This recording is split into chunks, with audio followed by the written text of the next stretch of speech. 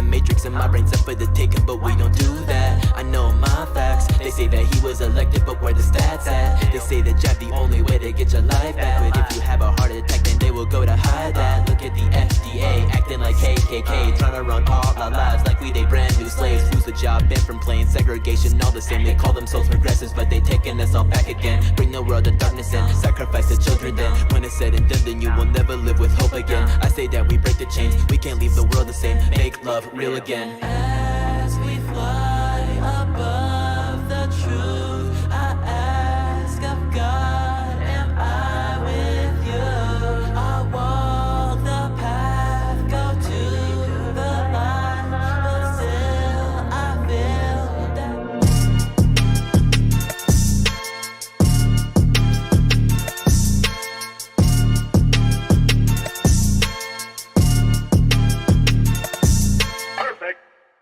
What is going on, ladies and gentlemen, boys and girls, people of all ages from all across the world? You are now tuned in with me. My name is Chandler Crump. This is our show we do live every week on Tuesdays and Thursdays at 8. Crump Live with yours truly, Chandler Crump. Today is a very, very special day. A very, very special episode of Crump Live because we are covering yet another battery of primary races. Now, we're going to be covering a whole lot more than that because I am one of the unfortunate people stuck in the Eastern time zone right now. No, I'm joking. I love Eastern Standard Time. But unfortunately for us, in this occasion, we will not be able to cover the Senate, gubernatorial, and other various races happening right now in Arizona because those polls close at 7 p.m. local time, which calculates roughly to about 10 p.m. this time. I know Arizona has multiple time zones, I'm pretty sure, so some places might close at 9 or 10.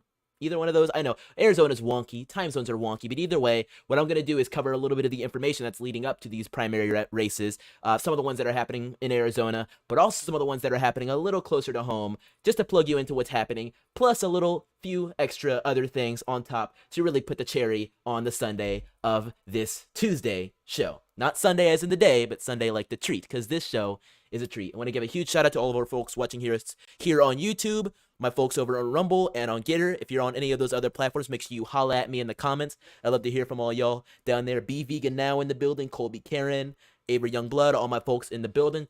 Let's get started with the show today. Now, of course, we have this page here, which is just a general Fox page, 2022 primary races. I do wish they were happening a little bit closer to home so I could cover them live. It's always really fun to watch votes tally on in, but either way, we could jump into and see that in Missouri, it appears some results are actually already starting to file in. It's updated at August 2nd, 2022, 8:02 p.m. Maybe they're one of the states that closes at 7 local time, and it is 7 local time right now, so we'll see. I guess we do get to see a little bit of the early results of stuff we're going to be talking about soon. The battle between the Erics in Missouri. Yes, this is a really funny story, something that happened yesterday, but we're talking about that later, so let's ignore that for now. House districts, yada yada for Missouri. We don't care about that. Michigan, we're not too worried about that either. We already know how that's going to go. Kansas is interesting. I want to see what comes through of that, but I'm scrolling all the way down so that we can finally get to Arizona. Now, in Arizona is going to be the race to watch this evening, and for my folks that are going to be staying up later, keep an eye on all my social media feeds. If some crazy stuff happens, I might be back on this channel, but otherwise, we're going to give you guys a brief preview of what's going on. So, the Senate race is big. Blake Masters has been a standout name, although Jim Lamont has given a little bit of a run for his money, despite the fact that this is basically my first time even hearing of Jim Lamont. Looking at this race yesterday is when I looked at it and saw this guy's name. I'm sure I've seen it other places, but this is my first time really seeing it. Blake Masters has the Trump endorsement and is leading heavily in the polls, and I think we're going to jump into that, one of our stories up here. And then, of course, gubernatorial, you guys already know. Kari Lake is appearing to be running away with this race with a 10-point lead in polls. And you have to remember, these polls are always just a little bit off, so they can mean a little bit less, or maybe a little bit, sorry, I said that backwards, a little bit more, or maybe a little bit less, but I'm thinking it's going to be higher. So we're looking at a major blowout of Karen Taylor Robson, who is the closest competitor. Obviously, none of the votes have even arrived yet because it's 5:06 p.m. in that area of Arizona, I guess, overall Arizona time. And then, of course, the Democratic primary, we don't care too much about that. Various House seats, all that, Washington as well. We're not too concerned with all that, but Arizona and Missouri, these are the places to watch right now because as we find our way back up to Missouri, and I'm not saying the other races aren't worth watching, but these are the ones that we're paying the most attention to right now, is a battle between the Erics. Now, this is a funny story. that I was gonna talk about Michigan GOP first, but we'll talk about this story first because it's just hilarious. So yesterday, Trump decided to post on Truth Social something that ruffled quite a few feathers, but not because people were angry, but because they were straight up confused. Now, people have been waiting a long time for Trump to finally endorse somebody in this race. It's a very common thing Trump does. He endorses a lot of people, and he's got a pretty good win ratio too, unless that state happens to start with a G and end with an A and be Georgia. He just can't stop losing in Georgia, really. But in Missouri, he finally made his Senate endorsement. I know the text is probably a little too small for y'all to read, and it won't let me zoom in to make it bigger, so I'll read it for you. There's a big, let me do the Trump accent. There's a big election in the great state of Missouri, and we must send a MAGA champion and true warrior to the U.S. Senate. Someone who will fight for border security, election integrity, our military and great veterans, together with having a powerful toughness on crime and the border. We need a person who will not back down to the radical left lunatics who are destroying our country. I trust the great people of Missouri on this one to make up their own minds, such as they did when they gave me a landslide victory in the 2016 and 2020 elections. And I am therefore proud to announce that Eric has my complete and total endorsement. Yeah, Eric who? Is it Eric Schmidt or is it Eric Greitens? Well, all Trump said is Eric. And at first, when I was reading this, I thought it was a typo, but then I noticed he capitalized it. And when Trump capitalizes something, you know he's not joking. You know this is 100% serious, all right? It is. It's.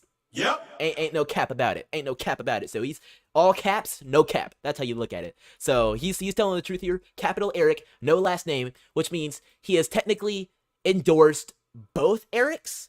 Now, there's been a lot of debate between which Eric he's actually endorsed, and it appears that Eric Schmidt, which when I was doing a little bit of research on Twitter just yesterday about what people were thinking about this, Eric Schmidt seems to be the more favored candidate because Eric Greitens has a lot of, I don't know, mess behind him. I didn't know the full story. Obviously, I'm not a Missouri resident and I haven't been paying too much close attention to it. But if you look right now, both of these gentlemen's feeds, of which I'm going to pull up both, if Twitter will let me, there's Eric Greitens and then Eric Schmidt. And the words Eric were trending yesterday as well, funnily enough. But Eric Greitens and Eric Schmidt, so very separate, different accounts, all that. So Eric Greitens posts, President Trump endorses Eric Greitens for U.S. Senate in Missouri. Greitens for U.S. Senate watch party. Only 40 minutes left before polls close. Okay, so that's why we're getting information in. So we might get to watch that one. So as you can see, Dennis Prager came out to endorse Eric Greitens. I think Dan Bongino endorsed Eric Schmidt. I know it's been separate. Like, people have been endorsing different directions. It's honestly quite divisive. Like, we don't know which is the right choice. I guess Trump's like, either one. Ted Cruz endorses Eric Schmidt. Let's see who else I can find. Yeah, Dan Bongino endorsed Eric Schmidt. So Eric Greitens was like, I just had a great phone call with Trump. I thanked him for his support. Together we will make America great again. Dan Bongino says, BS. Read the endorsement. This dude is a fraud. Guys, I don't know what's going on. Can somebody in the chat explain this to me? Bina says, it's Greitens he endorsed. Bina, are you a Missouri resident? Are you qualified to speak on the matter? I'm joking. I don't know. I don't know. People are all over the place. Greitens is like, I have the support. Eric Schmidt is getting reposted by Women for America First. And here's Eric Schmidt posting a similar image to what Eric Greitens posted. Guys, what are we doing here? What are we talking about? I'm so confused. I'm telling you, if Trump had pulled something like this in Georgia, he might have lost my vote come 20. I mean, he still might lose it come 2024, but this would have irked me. Now everybody's like, or at least a few people have been saying it's Greitens, Bina, who appears to be our the only person who is like the only expert in the chat about who he actually endorsed. I don't know. Can somebody help me out here? Somebody in the chat. Here, let's do it like this. Is it a 1 for Greitens or a 2 for Schmidt? We're just gonna straw poll it. Honestly, 1 for Greitens, 2 for Schmidt. Somebody in the chat tell me. Yeah, Bingley's like, we need a name change because the results are looking like it's Eric Schmidt. He's got 861 votes, but we also only have 0.3% of the tally so far. So yeah, all right, I'm getting some results in the chat. People, it was 1. I already forgot which one I set for him. Sorry. I think it was 1 for Schmidt and 2 for Greitens. If I've already messed it up, that just goes to show you how confusing this entire thing is. That goes, yeah. So, yeah, even if people in the chat are confused, we're like, Eric Schmidt is the best AG in the country. Avery says 2. I don't even remember what 2 is. I should have written it down. Here, I'll do it even more scientifically because I care about this. I'm going to run a poll in the YouTube chat because you can do this. So, Eric, we'll just do Greitens, and then the second one is Schmidt. So, I'm going to put this in the chat. You guys should be able to answer it there. Which one is real? Okay, everybody's in the chat saying one was greetings. That's good. That's how I wrote it in the chat. So I just put a poll in the chat. You should be able to answer it. Like it's like an interactive poll, and it'll let you select it. TP says maybe it's Vicky and he's trying to split. That'd be funny. Wow. I was confused at what you meant there for a second, but wow, that'd be a good strategy. People don't know who to vote for. They split the vote between Eric, and then Vicky runs away with it, which is looking like it might actually work because Vicky's pulling off with 680, only 8 or so points behind Eric Schmidt. So I don't know. People in the chat are answering greetings with a landslide. So maybe it is greetings, but Dan Bongino is saying it's wrong and it's not greetings, and people are all over the place. I'm gonna move on because I cannot take this confusion anymore. Australia Day Every Day says it's number 3, and you know what? At this point, I might just say it's number 3. I'm just glad I don't live in Missouri. I'm just glad. Unfortunately, we had to deal with things in Georgia as they are. I'm gonna complain about Georgia until the end of time, but still. It's time we move on from one M state to another M state. Now, I did slightly, and by slightly I mean heavily, gloss over anything to do with Michigan when we were reading through some of the results that are starting to flow in through here, because, I mean, it doesn't matter all that much, but there has been a Trump endorsement in the 2022 gubernatorial primary for Republicans, so that's Tudor Dixon received the Trump endorsement, and it's running uncontested against Gretchen Whitmer in this primary, who has, I'm sure, very great odds, although I have read some places it is competitive, and this is going to be a very interesting year come November. I'm live streaming all of it. Oh my gosh, the results just came in as we're reading it, so as you guys can see, Tudor Dixon has a Trump endorsement. But I want to cover something real quick. Now, I did gloss over the Michigan GOP stuff oh my gosh. The poll is at 50-50 now. I only have 4 votes, though, that's why. If y'all are in the chat, make sure you answer the poll. We only have 4 votes on it. That's why it's 50-50. So we've got 2 people on Greetings, 2 people on Schmidt. That's why we're divided. All right. Let's jump in, though. Let's jump in. I glossed over the Michigan stuff real quickly. But this shows you why maybe us conservatives shouldn't give up on Michigan so quickly. Because those that are left behind are now being shut down due to violent threats. The Michigan GOP Election Watch Party had to be shut down due to people threatening it. A Lansing, Michigan GOP election night watch party has been canceled after receiving violent threats against the building where it was to be held. According to Fox 17, the party deputy chief of staff and communications director Gustavo Portela said that one person had verbally attacked a female staffer and that the person made threats that involved a shooting. Portela noted that this person has also claimed that the woman should be enslaved and threatened to set the building on fire. What? In response to the threats, the watch party has been canceled in an abundance of caution. The Michigan Republican Party has filed a police report. This week, the GOP experienced several death threats, which escalated earlier today when our building received several threats from a bystander who not only verbally assaulted a longtime female staffer, but indicated he was planning on shooting up the building and burning it down. It's unfortunate that members of the opposite party would seize on this and joke about the situation, but this is the type of politics that play nowadays. Our party won't be deterred and will continue to work tirelessly for Republican policies despite ongoing threats. No type of violence against women should ever be tolerated, he added. According to Fox, Portela said that a unity reception will be held on Wednesday with enhanced security. So I don't know where the other party laughing about it part came from. I'll have to look into that, but man. Yeah, TP Production says you should add number 3. I don't know, because we don't even know. We don't know what we're doing. So this goes to show you how insane things are getting right now. The division, it's getting bad, folks. It is getting really, really, really bad. And speaking of things getting bad, we've got to switch our attention to Arizona because they might be about to play the exact same tricks they played last year. To give you a little tease of this, Tyler Boyer tweets, from a poll worker and the marker issue at polling places. I'm a poll worker today. We've had several ballots come through with the markers that got smeared in the machine, probably 10 to 15% right now. Markers that are being used in the ballots in Arizona are being smeared as they go through the machine, and we could see another thing like 2020 very, very soon. We might get to see how it happens right before our eyes and see another forensic audit fall through our fingers. That'd be really interesting, wouldn't it? We'll talk about all that and more after some brief messages. We'll be right back. Hey, freethinkers, Chandler here, and man, I'm sure your day-to-day life leaves you just as, if not more tired than me. So why not elevate your night's sleep? Pillows, blankets, sheets, mattresses. As you can hear by me droning on in the background, the list of my pillow products is long and varied, and sometimes, dare I say, ridiculous. But it all goes towards an amazing cause, all the while giving you the best night's sleep in the whole wide world. Go to mypillow.com and use code CRUMP. That is code CRUMP for your very own discount today. Now, let's get back to the show. I pulled it out from under my desk just in time to show it on camera. Make sure you get your very own and very comfortable pillow over at mypillow.com. But also remember, they sell a whole lot more than pillows. They've got mattresses, they've got comforters, they've got slippers, which I still really need to try out. I'm sure they're going to keep me so warm at night. Check it all out over on mypillow.com and use code CRUMP for your discount today. But now it's time we jump back into this story. We can distract ourselves with the great tease that is good sleep for no longer, as we need to jump into our election integrity once again, sadly.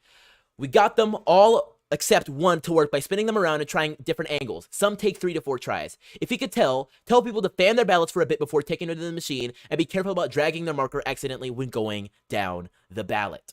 Your vote might not count correctly because of the markers they're using. Somebody says, why not just use ballpoint pens? This is not rocket science. Now, this doesn't necessarily say they're changing the votes or anything, because if I even said anything like that, boom, there goes my channel, just like that, just gone like it was never there. And I've seen it happen. I've got some friends that are losing their channels, getting community guideline strikes. I've had my fair share of strikes. I've had my entire channel demonetized since February of last year. No ads, and if you see ads on my video, it's because somebody's claimed something in it. So that's the madness that's going on right now with elections and with all this mess. Checking in with the Erics once again. Let's check in on their votes, actually. We can see Two-Door Dixon with a heavy lead, 11,000 votes. Nothing from Gretchen yet, and I don't even know if they're going to report the numbers, but that gives you a good idea of how far ahead somebody will be. Checking in on the Missouri race once again. I'm still asking, do we have any Missouri residents in the chat? I'm serious, do we? Because nobody said anything, so I might just run a nope on that. Douglas Podcast says that's what's happening. He likes those sound effects. So Eric Schmidt has a heavy lead right now with Vicky right behind him, still at 680, 861, with Eric still at 361. So we're going to wait for another update on this. As you can see, the Democratic Missouri primary is receiving quite a bit more votes with yet another Trudy. That's interesting. It's a great year for Trudy's, I guess, but Trudy Valentine at 1,000 votes. Never heard of this person running for Senate, so we'll see what happens. I mean, I don't know. Who is the current senator from Missouri? I'm curious. Missouri senator. I'm sure I'm gonna see the name. I'm gonna be like, oh, that's who. It's Josh Hawley and Roy Blunt. Okay, so I don't know which seat is up. I'm assuming it's Roy Blunt's seat that's up this time. From yeah, somebody in the chat, let me know. Let me see here. Is it this seat that's up? I'm thinking so. Just doing some quick check. So 2011 to present, 2020, 2016. Okay, so he won last in 2016, so it's his seat that's up. He's not running for re-election, so it's up to whoever, Eric Schmidt, or Eric, I was going to say Eric Greitens, he's heavy behind though, so I guess Eric Schmidt is the favored for this, although who knows, Trudy might get away with it. Somebody in the chat let me know if I'm not getting my my Missouri information correct, because I think, I think I could be wrong, but let me know. I see Thick Wrist in the building. He says, let's smash that like button, let's show Crump some love. What's going on, Thick Wrist? I'm throwing down a laugh track prematurely because I know you're gonna brighten my day up, make me laugh and smile. You're really gonna bring it up. Somebody needs to bring up Joe Biden's day, because oh man, he is not having a good time these last few days. This is bad. Joe Biden's approval rating is now the lowest for any president in the modern era. This is comparing Joe Biden to Trump, who they all said was, everybody hated Trump and he was a dictator and this is why you can't have anything and we can't re-elect Trump in 2020 and all this and that, but Joe Biden ain't doing so hot. Joe Biden approval ratings have sunk to an all-time low in the most recent Gallup poll, with just 38% of people happy with the job the president is doing. The July survey is the first time that Biden's approval rating has fallen below 40% in Gallup's monthly poll since he took office in January. A follow-up question found that 45% of Americans strongly disapprove of Joe Biden's performance, compared to just 13% who strongly approve. Biden's six-quarter approval rating of 40, covering April 20th through July 19th, is also the lowest of any president in American modern history, dating back to Eisenhower. Nope. Cause I'm stupid. Just to stack them up right there. Biden's low approval ratings have occurred as the country has experienced record high gas prices, although they have now started to come down, and amid fears the U.S. is about to enter or is already in a recession as inflation hit a 4-decade high of 9.1% in June. By comparison, Donald Trump's six-quarter approval rating was 42%, the same as the equal previous lowest score that Jimmy Carter had in 78. Biden's sixth-quarter approval rating is the first time that it had been lower than Trump's score during the same quarter. So as you can see, it always just goes on a nosedive. At some point, it was at 57%, which I find insanely difficult to believe. I cannot tell you. I couldn't pull 100 people and have 57 of them say, yeah, I like Biden. He's done a lot of good for us. I don't think Afghanistan pretty much sums it up, if anybody knows what I'm referencing there. But as you can see, it just falls, down, into now the sixth quarter of his presidency at 40%. And I just flashed the next article there by accident, which helps explain just how bad things are because of this president. Former President George Bush had the highest sixth-quarter average at 75%, with Gallup polls around the time showing that Republicans' approval ratings in the mid to high 90s. When broken down further, Biden is also seeing a joint all-time low with regards to support from Democrats. According to a Gallup poll, 78% of Democrats approve of Biden's presidency, the lowest since he recorded the same points in December. Less than one-third of Democrats say they strongly approve of Biden, with nearly half of all voters polled saying they strongly disapprove of the job he's doing as president. Now, I seem to remember a good time when Trump had, somewhere between 95 and 99% Republican approval. And he would always post it something like 50% general approval and 90 or so percent approval rating from Republicans, the entire party, which comprises of more than the majority of the country. At least 52% of the country or so is Republican. It's spread wide, spread high population. That's big. And yet, here we are talking about Joe Biden and his terrible approval rating. Well, why is it? Avery says, listen, Jack, Biden's approval rating is 92%. And by the way... And you ain't black. Yeah.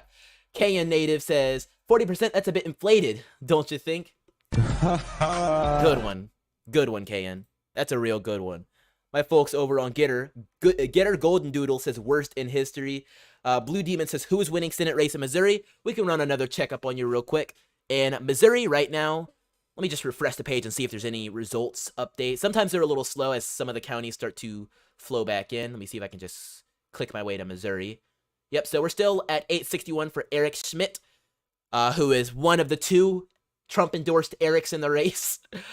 Vicky Hartzler, who I've Hartzler, I think that's how you pronounce that, who I have not heard of before, is at 680, and Mark McCloskey, who I actually have heard of.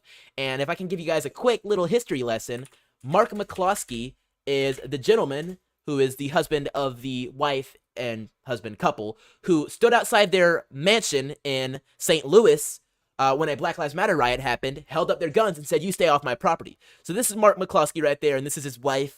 I can't quite remember her name, but I think it's, Patricia McCloskey right there. I'm blind.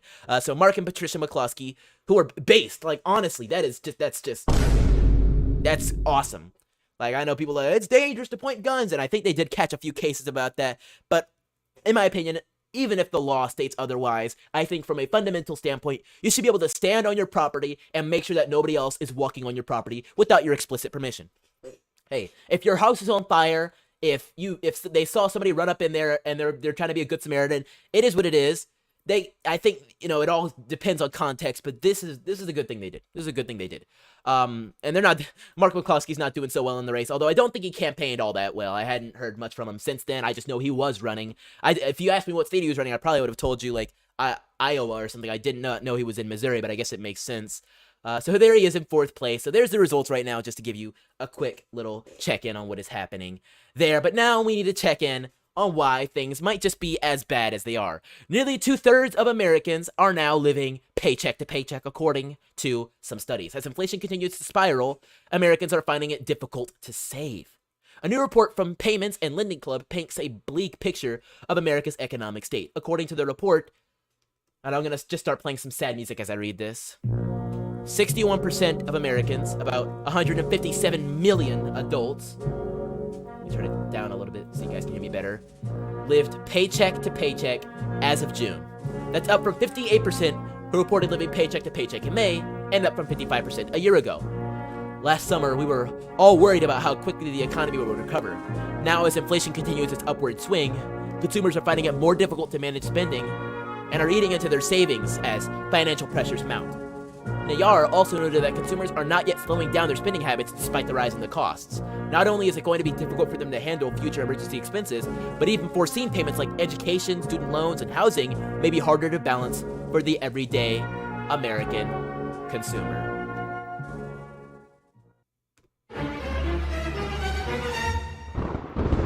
Let me tell you something, folks. I walk up into Walgreens or I drive past a McDonald's and I have to wonder, should I get that large fry or should I get myself a bottle of something to drink or should I just stick with the caskets of water we have at home? Because we say we've got plenty of water here at home. It's good to drink that. But sometimes I want something a little sweet or something with a little bit of tang. But you go in there, it's $2.50 now. Try to get yourself a large fry, you got to make sure you're using the McDonald's app, you're using the special deals to save you $1 here and $1 there because that stuff adds up. You don't want to be spending $2.33 on a large fry or whatever it is, depending on your state and taxes and all that. It's craziness. BNS's music is too loud. Sorry about that. So sorry about that. I tried to turn it down a little bit, but sorry if it was a little louder than my words. But you really need to hear how sad things are. An estimated 13% of American consumers reported spending more than they earned in the past 6 months. Because of these trends, average savings are falling quickly. According to the report, average savings saw a decline from $11,000 to $10,000. Bank of America has noted that living paycheck to paycheck doesn't necessarily mean that someone is barely able to afford necessities. It can also mean that a household is simply spending a large majority of its income on ordinary expenses. Lower income households, which tend to spend a higher percentage of their budget on energy and transportation, have been hit particularly hard by recent inflation in those categories. Do you guys remember something? Do you guys remember when Joe Biden was campaigning to be the people's president? The president for not just the 1%, but the average American everyday worker. He claimed to be just a kid from Scranton who came up just like all of us did and have dealt with the high gas prices and know how terrible it may be if we deal with a bad economy. And then he goes in there and he's fighting for the American Rescue Plan, which is sending billions to Ukraine, the Build Back Better Act, which they didn't rename. They had the gall to rename it the Inflation Rescue Act or something like that? Something asinine. And instead of doing anything to curb inflation, all they're doing is securing their funding for climate and energy instead of, reducing our government spending on things we don't need to send them to, like Ukraine, or allowing us to drill in our own country for our own energy so that we can be not only no longer dependent on other countries, but actually an exporter of energy, which was making Americans money.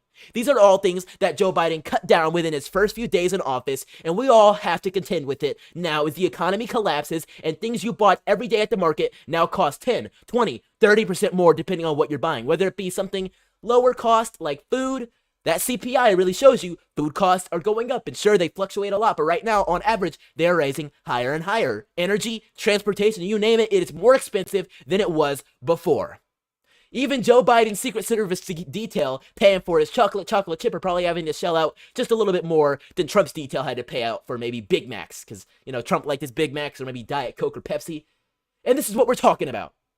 The Inflation Recovery Act, Rescue Act, whatever it is. I don't care to remember the name because it's stupid. It's a lie. It's all a lie. And I'm sick of talking about it. I really am. Gosh. Even high earners are not immune from this trend. The report states that though lower incomes generally correlate with financial distress, 36% of consumers who annually earn $250,000 or more are living paycheck to paycheck. Because not only is he not a president for the poor, he is neither a president for the rich either. He's coming for all y'all. He takes no prisoners. He doesn't care who you are. He will your bottom line. He will take money from your wallet, and he will give it to Zelensky to prod around on Vogue covers with his beautiful wife and talk about how we need to stand with our brothers and stand with the people who are fighting for their lives in Ukraine. Until it's about time for Nancy Pelosi to hop on her multi-million-dollar jet and fly to Taiwan on the American taxpayer's back so that you can swap all your Ukraine flags in your bio for Taiwanese flags instead, because that's what matters to us now. I'm sweating in here, folks. I'm preaching. I'm preaching to the choir, but I'm preaching nonetheless. I don't know. Y'all in the chat, let me know. I'm gonna cool off for a second. Let's take another quick check on what's happening with the primaries. We've got Missouri primary still locked in at what it was before at 0.3%. So let's check in on maybe Michigan. Tudor Dixon is expanding that lead, just absolutely blowing out everyone else. I might keep streaming long enough to see what happens in Arizona because I am so curious. And if you guys can keep up the dialogue with me in the chat in the building today, then maybe we've got the energy to keep it going. Kansas, we've got some stuff going on in there as well. Derek Schmidt with 9,000. Laura Kelly with 17,000, which is just big for the Kansas gubernatorial. That's crazy. Let's see nothing from Arizona. The polls are going to be closing there in a while. It was last updated at 5:06 p.m. So we'll have to keep an eye out over there. Yeah. Douglas says it's an important subject to preach about. People are struggling. It's all Biden's fault. Australia Day says Trump filled the reserve and Biden emptied it. Douglas says, yes, please stream tonight. I'll be there. Well, I'm talking about continuing the stream. Now, that's an hour and a half from now. So if you guys can hold me down, stay with me, keep giving me feedback here, we can keep the stream going for maybe another hour and a half until those Arizona results come in. But you guys got to work with me here. So if you're just joining in the stream, make sure you smash that like button. We're at 64 likes right now. If we could get up to 100 likes in this building, we could definitely stretch until 10 p.m. Because I guess I'm gonna just push my bedtime back. That's what we're doing tonight. So help us get to 100 likes in the building. Share the stream. Post it to all your social media, and we can keep the stream going. Shout out to my folks over on Rumble as well. Nomad and Die Upright. We got 15 people over there. Make sure you smash that like button over on Rumble. Blue Demon 20 says give updates. We're gonna keep it going over on Getter. All that good stuff. So if you're watching us here live right now, keep giving us feedback. But let's move on because, oh man. Well, you've got yet another thing to really discuss as priorities for what America needs to be doing. Priorities, because we've got them real straight. Yes, you want to know how we have our priorities straight? We're sending Capitol rioters to prison for 7 years. That's how we're keeping it straight. Yep. Do you guys think that's a good use of our time? It's no use! Exactly. Capitol rioter Guy Reffitt gets longest January 6th sentence, but no terrorism enhancement. Now, I read this story before the stream because I was legitimately curious. I wanted to get a little background information, which I usually do, but I really wanted to know about this one because I saw some figures being pushed out there, and I was like, he had to have done more than he did.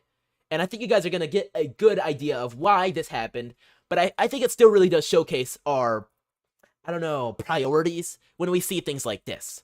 A Donald Trump fan, of course that's how NBC is going to structure it, from Texas who tried to storm the U.S. Capitol while armed with a gun was sentenced to more than 7 years in prison on Monday after a judge denied the Justice Department's request for a terrorism enhancement that would have resulted in a lengthier prison sentence. So that's what gives you a little bit of the background. Good job, NBC. The first sentence, first block, first paragraph, I think that's what that is. So yes, he did bring a gun to Washington, D.C. He brought a gun to the Capitol steps, and that's a big no-no. I don't think guns are even allowed in DC unless you have a million different licenses, and even still they might say, yeah, but get out of our city. They've done that before. But yes, so that's a big no-no. He did break some laws there, but it is important to note he did not enter the Capitol building. Guy Reffitt was the first January 6th defendant to go to trial. Reffitt's own son actually tipped off the FBI a couple weeks before January 6th, but didn't hear back until after the attack. The government had an enormous amount of evidence against Reffitt, including his friend's testimony that Reffitt was carrying zip ties, and that the duo had made a decision to carry guns because they'd rather be... Oh, that is so savage. That is so... I'm not trying to, what's the word that they would use? Fetishize this, but anytime I see this phrase, it is really epic. Tried by a jury of 12, then carried by 6. I've heard that phrase before. I think it's a biblical phrase, and if it isn't that, then I've heard it in other places as well. I've heard it in a rap song before, which definitely contributes a little bit to how much I like that phrase. But dang, that is savage right there. Just I'm not supposed to, but that is pretty cool right there. That is pretty cool. Because you know, and I'm gonna make this really funny for you guys. You know, if Biden supporters were the ones storming the Capitol on January 6th, they would never say anything as epic as that. They were saying, I was fighting for the right for women, and I was fighting for the children to wear dresses and castrate themselves. That's what I was fighting for. They would say something like that. Now, Trump fans, which do break the law, this guy broke the law and he deserves a little bit of what he got, tried by a jury of 12, then carried by 6. That is epic right there. Anyways, Reffitt was convicted on 5 counts in March, including transport of a firearm in support of civil disorder and obstruction of an official proceeding. Although he did not make it inside the Capitol or use physical violence because it was eventually incapacitated after charging the police line. Judge Dabney Friedrich sentenced Reffitt to 87 months in prison, 3 years of probation, and $2,000 in restitution and mandatory mental health treatment. Under no legitimate definition of the term patriot does Mr. Reffitt's behavior on and around January 6th fit it, said Friedrich. I don't know what this has to do with anything. What Reffitt and the others did that day was the antithesis of patriotism, Friedrich said. Okay, bro. If you want to be an activist, start streaming like me instead of being a judge.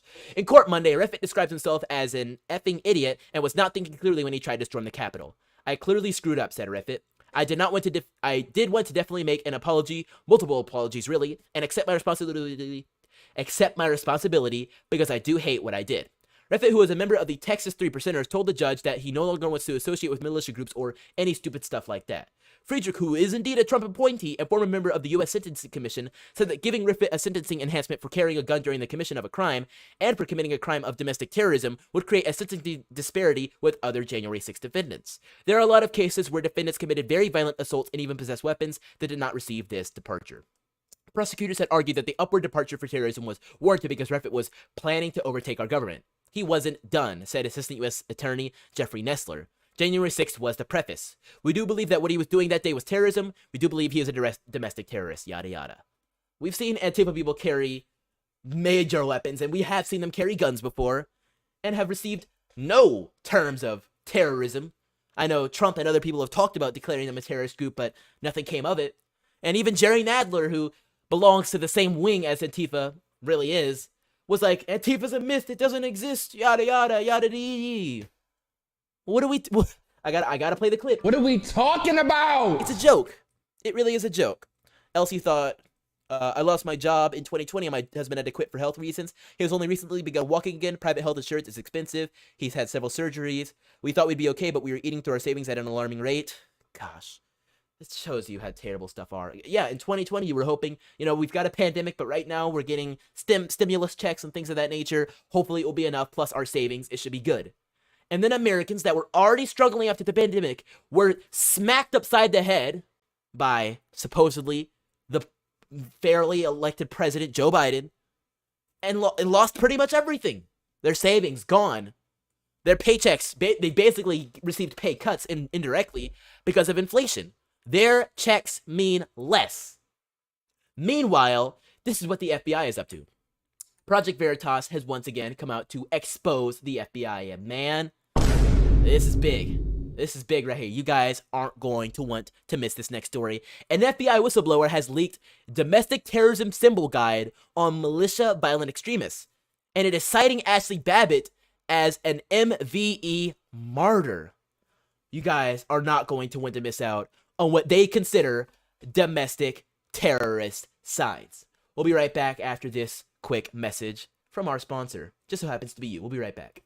Hey freethinkers, Chandler here, and welcome to the brand new one-of-a-kind commercial break. Here on the Chandler Crump channel, we pride ourselves on straight-talking nature, adherence to facts, resistance to media programming, and a loyalty to the red, white, and blue above all. These live shows are what I consider to be my job, and I only get paid on tips around here. So if you think I've done a good job or want to encourage me to do even better, then check out the description of this video and go to donorbox.org/support-Chandler. This is our donation processor and the one-stop shop to support all things Chandler. If you choose to, you can even have your name appear on stream to flaunt that you support our show. This is of course the illustrious Hall of Heroes bar above me.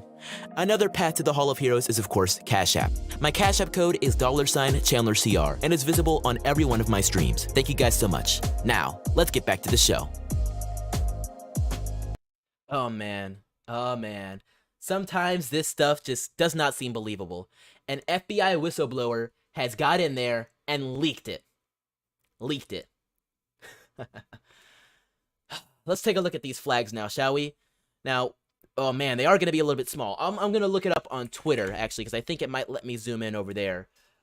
Because you guys need to see this for the full thing it is. Project Veritas isn't on Twitter.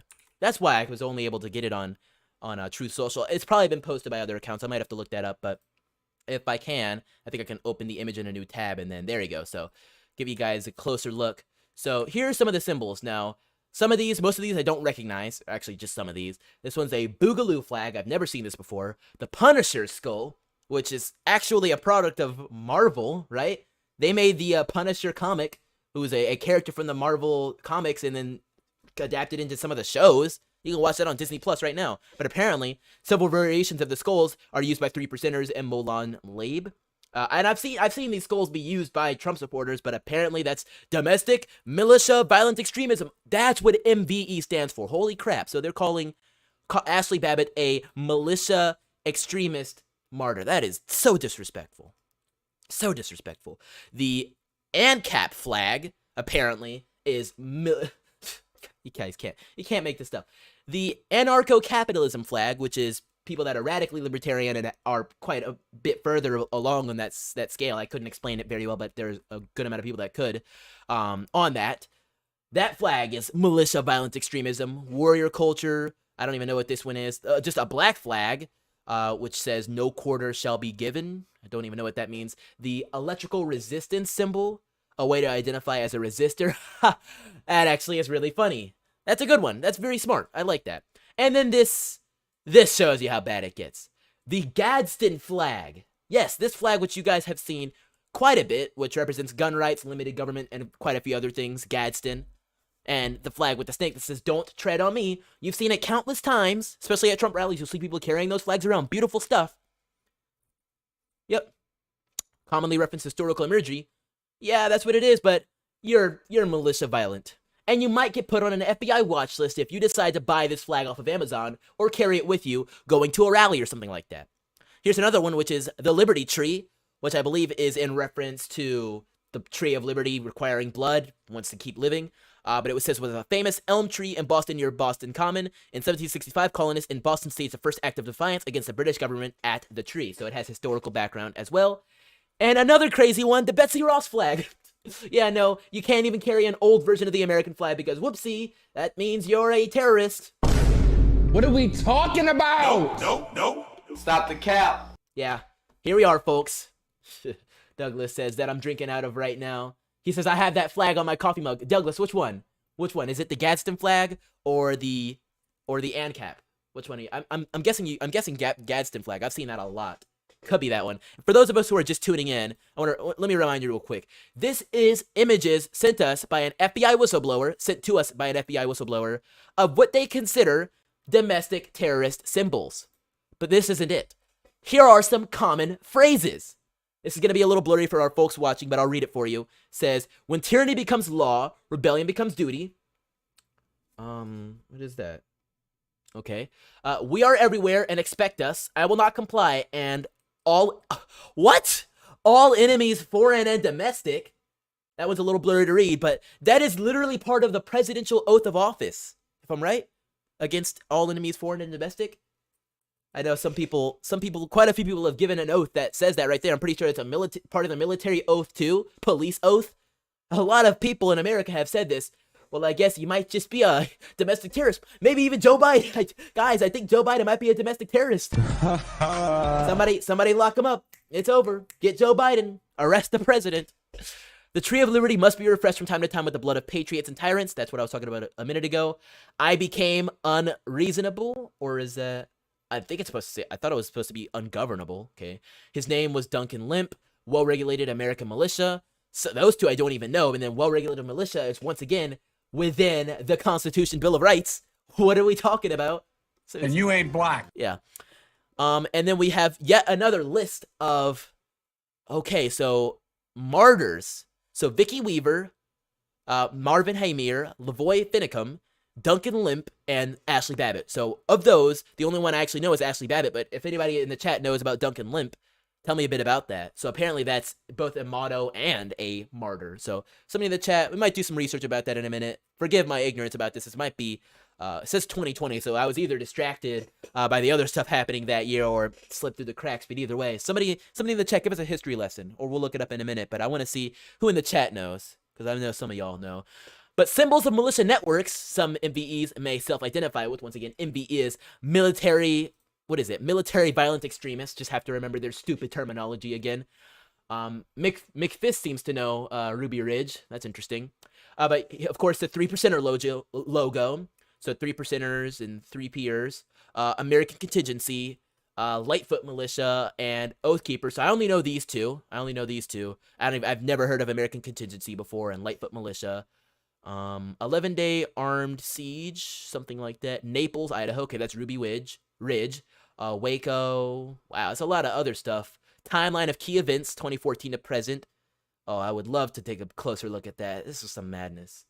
Okay, yeah, people are saying Waco in the chat. Calling Biden a potato is too kind, giving him too much credit. potatoes have use. Yeah, you can power stuff with a potato. So that shows you what the FBI believes people truly are going to bat over in this country. Various martyrs and things of that nature. That's craziness right there. A lot of people are talking about that. Somebody said they spelled, I don't even know what that's about. Yeah.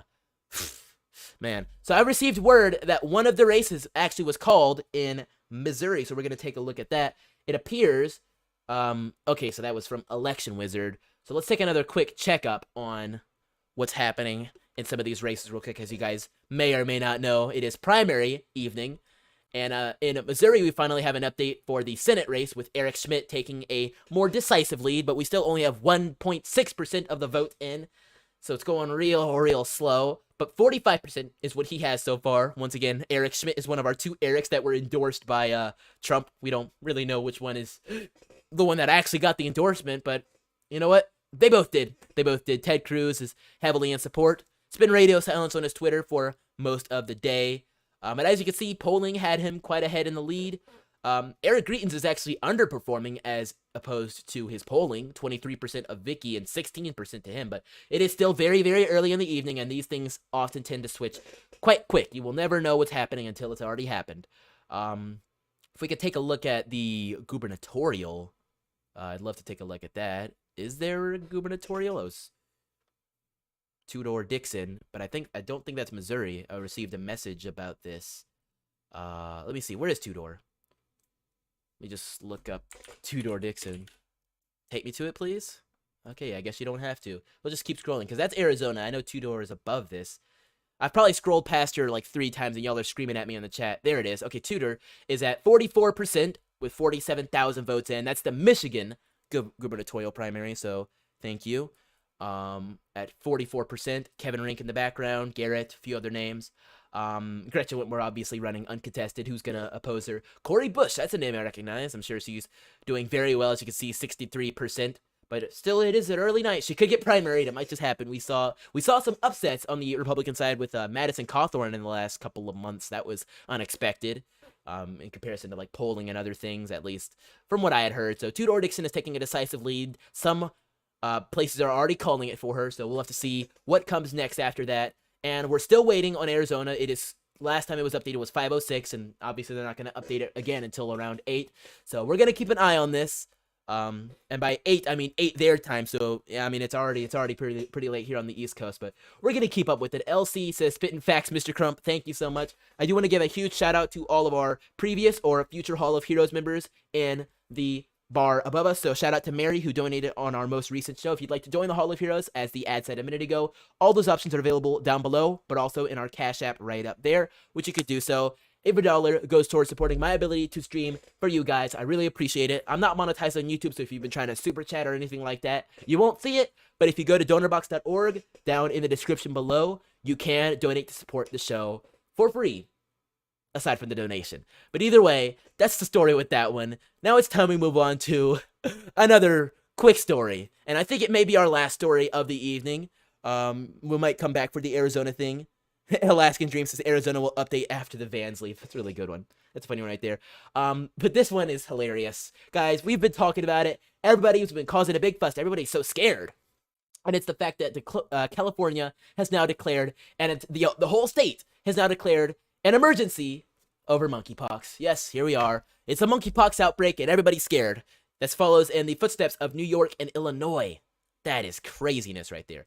California Governor Gavin Newsom declared a state of emergency over the rapidly spreading monkeypox outbreak on Monday, the third U.S. state to do so in a matter of days. Newsom said the emergency declaration would help support the state's vaccination efforts. Demand for the vaccine has outstripped supply as infections rise. I feel like it's poor choice of words to talk about monkeypox and then say outstripped, but that might just be me. Anyways, staff at health clinics and other sites have struggled to keep up with the influx of people seeking the shot. California is mobilizing personnel from its emergency medical services to help administer the vaccines. Newsom said the state is working across all levels of government to slow the spread through testing, contract tracing, and community outreach. California's declaration comes after Illinois declared a public health emergency earlier Monday. New York declared a state disaster emergency in response to the outbreak late Friday. The U.S. has reported nearly 6,000 cases of monkeypox across 48 states, D.C., and Puerto Rico. According to the Centers for Disease Control and Prevention, the outbreak has spread swiftly since health authorities in Boston confirmed the first U.S. case in May. which, as you guys should probably know. And Aaron M is going in the chat. He says, Hunter Hives, Pelosi Pustules, Biden Bumps, Brian Stellaritis. Oh my god. He's going in the building. Keep it up, Aaron. We're gonna keep an eye on those. You might become yet another Aaron we like on the channel. We've got Aaron Behringer, Aaron Lovell, and now Aaron M. I think I've seen your name here before, so you're definitely gonna join my council of Aarons. We've also got Susanna Donovan in the building holding it down, and Thick Wrist too. So we've got a good amount of people that are going to probably make me laugh very heavily, so keep it up. California, Illinois, and New York, home to the nation's 3 largest cities, have reported 47% of all confirmed monkeypox infections in the U.S. New York is the epicenter of the outbreak in the U.S. with nearly 1,400 confirmed cases as of Monday.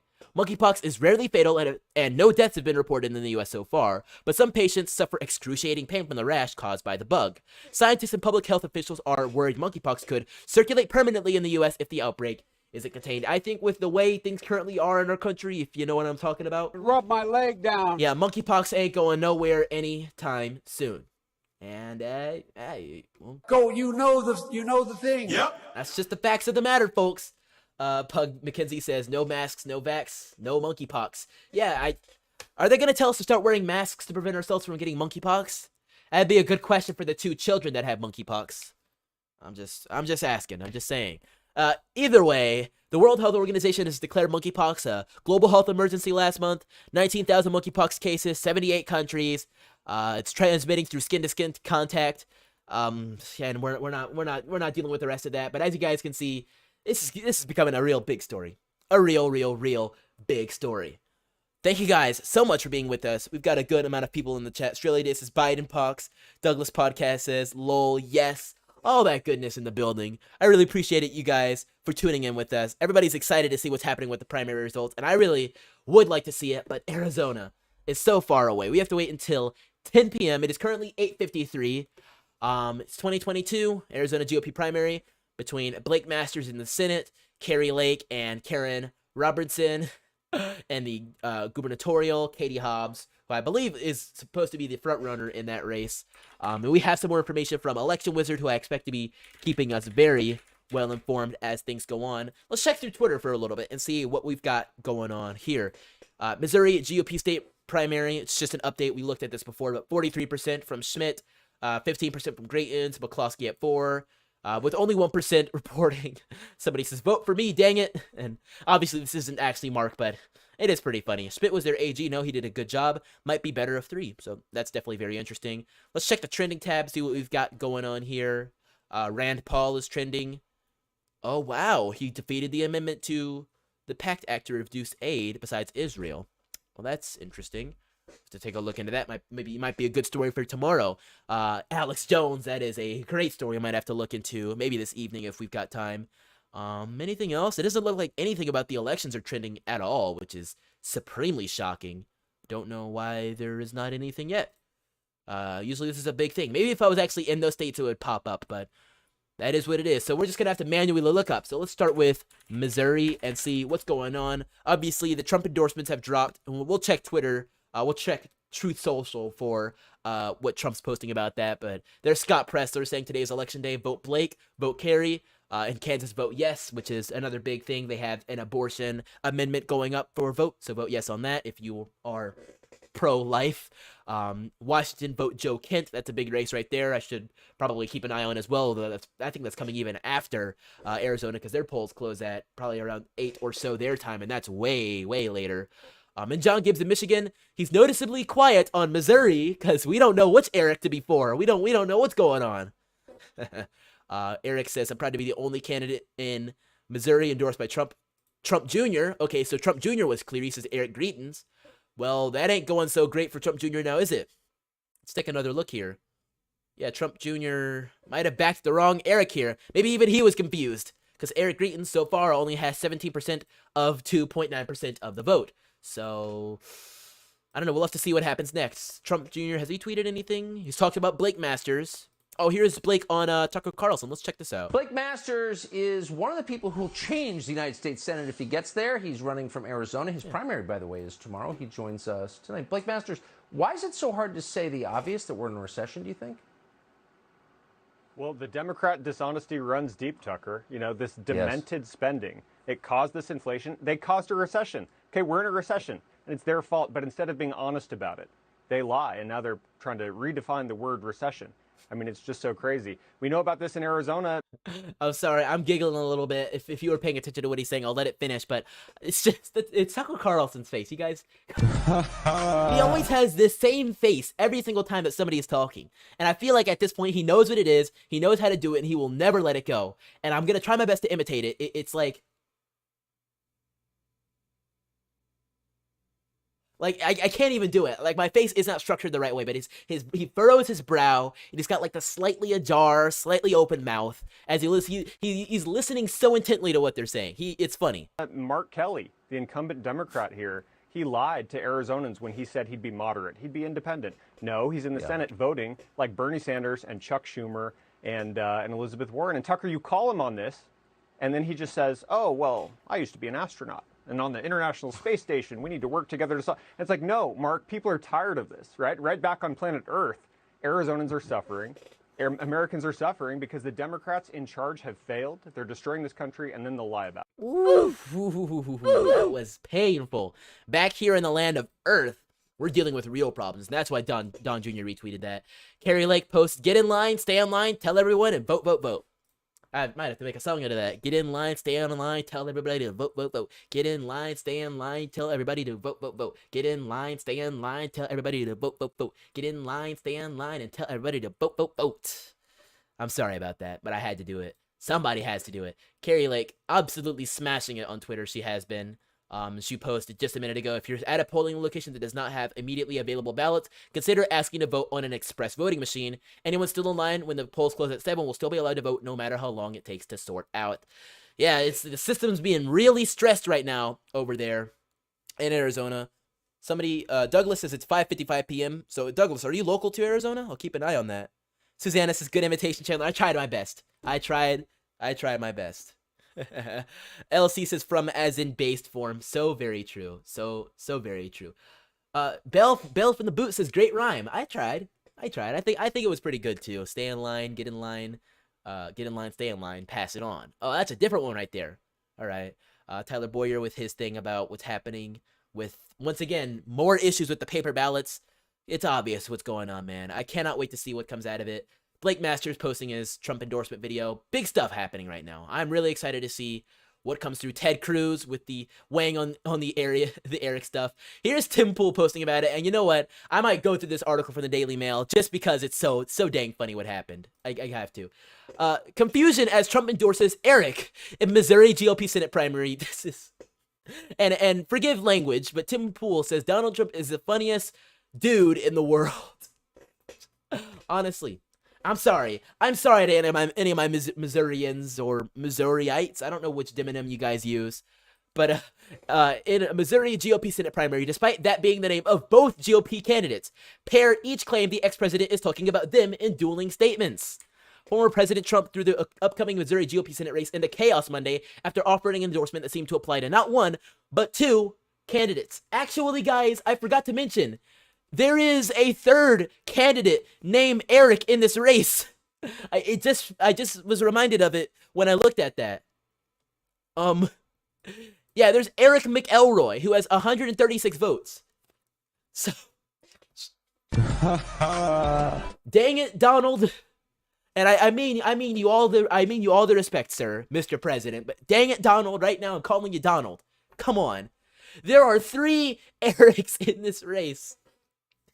And imagine Trump posts a statement and says, very sorry to Eric McElroy. I gave you a surrounding, rousing endorsement and it was not enough. Very happy. Maybe you were able to crack 1,000 votes by the end of the night. We'll see. But I'm very sorry. He appears to not be in the lead. Eric Schmidt, Eric Greitens, did not fight for election integrity. Seriously, there are 3 Erics in this race. I'm scrolling to make sure there isn't a 4th I didn't know about. And there's Ricky. I think there's multiple. Are there multiple Kevins too? There's Patrick. There's a lot of common names. There's Dave, and then Ricky, Dennis, Robert, Daryl, 2 Ds. There's Deshaun. That's crazy. just all sorts of names. Billy. Like, this looks like you put like a random name generator, and these are the names that spat out. Eric, Billy, Mark, Dave, Patrick, Curtis, Eric, Dave, Deshaun, Robert, CW, Bernie, Daryl, Robert, Kevin, Ricky, Dennis, Hartford, Russell. There's not a unique name in there. Now I kind of understand why random celebrities name their child something like Crayon. You gotta be unique somehow, but let's jump back into this. Bizarrely vague, the backing came in the form of a statement posted to the Trump's social media platform Truth under the letterhead Missouri State Endorsement. The statement saw the ex-president offer up his seal of support for the upcoming Senate primary. However, Trump didn't just pick one candidate to endorse. Instead, he appeared to choose two, both of whom, Eric, and a third Eric, have the same dang first name. In the post, Trump simply touted that he was proud to endorse Eric. It's too good. It's too good. In all caps. Making matters worse, both candidates claimed the endorsement as meant for them, with the two each asserting they had spoken to the former head of state and were thrilled to have his support. And you know what would make this the most funny thing this year is if Trump was called by both Erics and said to both Erics, yes, the endorsement was for you. Which Trump is such a G, such just a laughable guy, and not in a bad way, but just hilarious, that those people would call in, and I would believe it. If they both told me, I believe him. I believe him. I believe that Trump was like, Eric Greitens, yes, indeed, I didn't, yes, the endorsement was for you, I know, I said Eric, the people of Missouri are going to make the right choice, it was for you, sir. Mr. Trump, on the other line, we have Eric Schmidt, yes, of course, put him through. Yes, Eric Schmidt, yes, yeah, the endorsement was for you, you got it, enjoy yourself. I wish you the best of luck. My Trump imitation kind of morphed into a Fauci one, and my throat ran out of space, but I wouldn't be surprised. It's a Trump thing to do. Both Erics are currently leading the polls for the primary, adding further uncertainty to Trump's not-so-ringing words of support. And there's a screenshot of the statement right there. We need a person who will not back down to the radical left lunatics who are destroying our country. I trust the great people of Missouri on this one to make up their own minds, much as they did when they gave me a landslide victory. Trump's announcement spurred a swift response for both candidates, with both seemingly battling it out over the former president's support, calling each other liars and getting one endorsed by Todd Cruz, or one endorsed by Dennis Prager, one endorsed by Dan Bongino, one endorsed by Donald Trump Jr. It's a mess. It's a mess. And it looks like it's coming out pretty good for Eric Schmidt right now, but who knows? Eric Greitens is starting to catch up to Vicky Hartzler, who received no Trump endorsement and is just doing dang well. We don't know who this person is. I don't know what to tell you. And Trudy Valentine's doing good for that same Senate primary, although we'll see how well she does in the general. I wouldn't hedge your bets. Tudor Dixon is doing quite well as well in her race. Wait, I'm not misgendering, right? Tudor is okay. Let me just make sure. But I believe I've been referring to Tudor Dixon as a lady this head. Okay, I was really worried there for a second. Yes, Tudor Dixon. I've seen the name before. I wanted to make sure that's a lady. So hey, lady against lady. Gretchen Whitmer against Tudor. As far as the oppression Olympics go, it's a good one right there. So we'll see how that goes as that continues on. Okay, thank you. It's just been called for the gubernatorial that Derek Schmidt has won the Kansas primary. So Derek Schmidt will be continuing along. Is he the incumbent? I don't think he is. Maybe the previous one was term limited. Hold on. Kansas governor. Let's see. Yeah, so Laura. Oh, yes. Oh, wow. Yes. Okay. Oh, and there's the little eye right there. I should have looked closer. So, yeah. Kansas has a Democrat governor, which is really surprising considering that Kansas is normally a red state when it comes to presidential elections. It went red for Trump 2020, 2016. I think it went red for Romney in 2012. So I don't know. But Laura Kelly, which is very interesting, 40,000 votes. So looks pretty good. Derek Schmidt's got an uphill battle against an incumbent right there. Still nothing from Arizona, but we are now only an hour away from result. Actually, 55 minutes, so if you want to keep the show going, make sure you smash that like button. I didn't announce it earlier, but we have passed 100 likes, so I am now contractually obligated to keep the stream going for you guys. So keep the comments coming. I want to hear from all of y'all in the chat today. Speaking of that, I'm going to read a few chat messages. Somebody laughed, Douglas Project laughed earlier, or Douglas Podcast, excuse me, laughed about my crayon comment a minute ago, which is funny. The Donald, as Ivana used to say, rip, yeah, I did call him Donald. Douglas says, not just Eric either, Eric, yeah. So many Erics. Dagny Taggart, nice to see you against this. AZ Patriots tailgating at drop boxes is a wonderful development. Every ballot drop box need this hashtag stop the mules. Very, very interesting. Douglas Podcast gives drum roll. You're going to be batting the drums for an hour, my sir. I hope you're looking forward to that. Shout out to my folks over on Rumble as well, who are still in the building holding it down. And my folks over on Getter. WHC says, yo, from the NOLA. Kazman says, LOL. Betty Knight says, look at the bottom. Don't tread on me. Okay, yes. And somebody was mentioning, I think it was Douglas, who said, yep, he's drinking from a don't tread on me bottle right now. Or mug, excuse me. That he's got in his room sipping. I hope he's sipping liberal tears. I really hope he is. And just to remind you guys what is going on right now, this is what the FBI considers. Oh, gosh. You're a domestic terrorist if you got the Gadsden flag. I don't think I own one, but I know plenty of people that do. You're a terrorist. You're a militia. That's just what you are. I'm sorry. You're a traitor to your country. I'm sorry to break the news to you guys. It's just how things happen to be. But just straight up madness coming right now. Arbot says, or Elsie says, Arbot, isn't it funny how after Biden has been in quarantine, his popularity went up because he didn't shoot himself in the foot with everyday gas?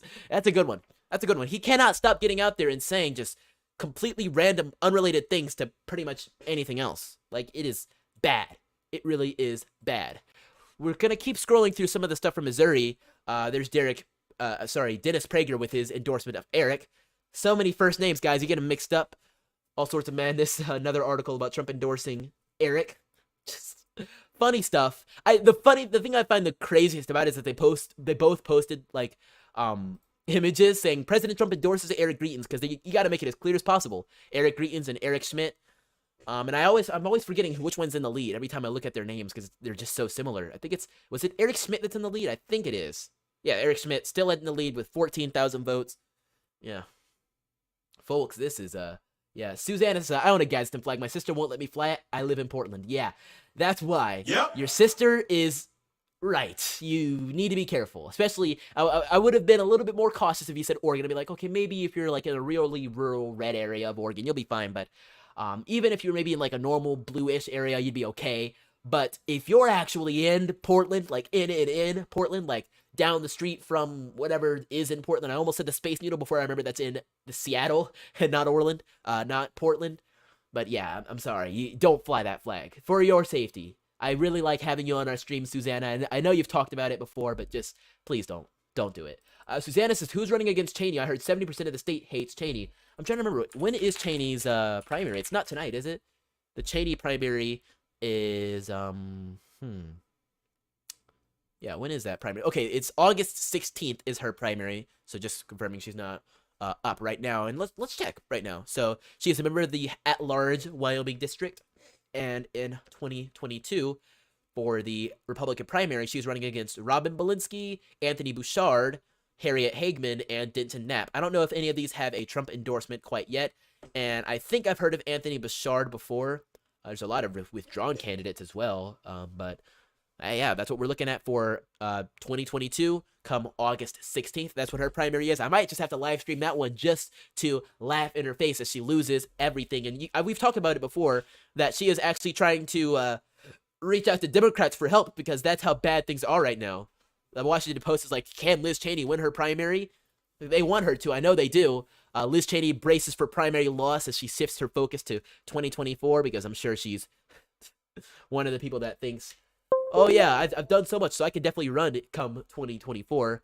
3 weeks before the most significant election of her political career, Cheney was nowhere to be seen as thousands of voters gathered for a massive midsummer rodeo and cowboy fest in Wyoming's largest city. Instead, the 3-term Republican congresswoman was 1,600 miles away in D.C. presiding over the January 6th committee. Goes to show you what her priorities are. That's like the theme of our show tonight, isn't it? Just primaries and priorities. I might even have to name this show that after it comes out later on. Primaries and priorities, because it's what everybody seems to be getting backwards. And here's more. Ditch Liz, vote for Hagman. Her and the January 6th committee. Her and Cheney for Wyoming. I wonder if she's even going to get more than like 30% of the vote in her primary. I supremely doubt she'll even get that far. Hagman, Rebecca Reed. Oh, that's for county coroner. Okay. Wyoming GOP. Didn't they censure her? Didn't Liz Cheney get censured a while ago?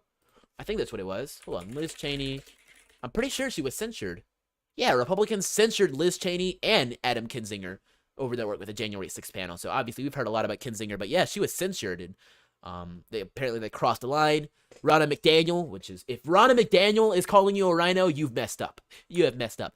In a statement that added to the original wording of the censure document, they chose to join Nancy Pelosi in a Democrat-led persecution of ordinary citizens who engaged in legitimate political discourse that had nothing to do with violence at the Capitol. That's why our NC members and myself overwhelmingly support this resolution. McDaniel addressed the issue further, writing, "I have repeatedly condemned violence on both sides of the aisle. Unfortunately, this committee has gone well beyond the scope of the events of that day," talking about January 6th. Clearly, a mess of a situation. Liz Cheney is not going to do so well. So good question on Liz Cheney. So those are a few names. Hagman appears to be the one I saw the most advertising for, but we'll see if anybody else comes out about that. Oh yeah, so dangerous in Portland, says Douglas Project. We've got a lot more coming in. Keep the questions coming as we do the countdown for the Arizona primary, which is now in about 47 minutes at 10 p.m. So keep an eye on the show. We'll be right back after another quick message from our sponsor. See you soon. Hey freethinkers, Chandler here. Have you ever worried for you and your loved one's data being taken online, like your social security number or bank information? Well, it's not an irrational fear. It's all totally possible. But I'm here to tell you there's a solution to that problem. The solution? It's called DataSeal.io. For one monthly or annual plan for you or even your household, you can have DataSeal systematically scan and remove your information from the internet. So if you're interested, hit the link in the description or go to DataSeal.io and use code CRUMP, that is code CRUMP, at checkout for a discount on your subscription. Now, let's get back to the show. We're getting some more ace-level election prediction in the chat from our girl Susanna Donovan, who says, "I believe Hagman will win. Cheney will fail hard. Cheney was censured." Okay, so good information on that one. I guess since you're very close to Wyoming, relatively, at least in comparison to me, I'm like 3 or 2,500 miles away, and you're like, what, 300 or so if you're in Portland, Oregon? Or, sorry, wait, was it? Yeah, you said Portland, Oregon. So you're not so far. Susanna says, "Ditch Liz" is a good banner. And then Cheap Shot says, "I live in Missouri, and Schmidt has less baggage." Very interesting. "I've lived here all my life. It's the rest of the losers who came here later that ruined the city. Look up Reed College. Too many retired college students." That is interesting. That is really, really interesting. Yeah, I've definitely seen some cities fall apart. I've seen some cities resurge after the Obama era, but some cities just could not recover. I'll tell you that much, especially when they've got leadership that is voting a whole lot like Liz Cheney currently is. I think she votes. I want to do another quick study. How much percent does Liz Cheney vote with Biden? Liz Cheney, Biden vote percentage. Just quick research. I want to vote with or against Biden. So let's see here. How much? So Biden votes in line with Biden's positions. Or sorry, Cheney votes in line 17.6% of the time. So I guess not all the time, but expanding firearm regulations, agree with Biden. Improving the collection of data against gender identity, no. Okay, so it's kind of balanced. I guess she votes at least semi-good. But this kind of goes further back when she was more parading around as a good one of the good Republicans. But now, come 2022, and you can see quite a bit more checks than expected. I don't know. I'm sure she's going to lose out hard come this next election season. And what is that? Just a few days now, just a week or so until August 16th. It's going good. Susanna says, "Liz Cheney is obviously a Democrat incognito." Yes. Let's take another check in on our races right now. Still some more information coming in. Eric Schmidt at 21,000. Vicky starting to expand her lead against Eric Greitens again. It's getting so tiring delineating between the two, so I'm just going to call them Schmidt and Greitens from here on out. But Vicky is at 15,000 with Greitens trailing now at 8,700. Not much to report new on the Democrat side. 15,000, 9,000, nothing much there. Cori Bush is still heavy lead, so it looks like she's going to keep her seat. Gretchen Whitmer, guys, can you believe it? Gretchen Whitmer is contested to win her race, is projected to win her race. She ran unopposed, but don't worry about it. Tudor Dixon is getting really, really close, but still less than 35% of the votes have been counted, and 12.3% is what's estimated. Jack Bergman, let's see here.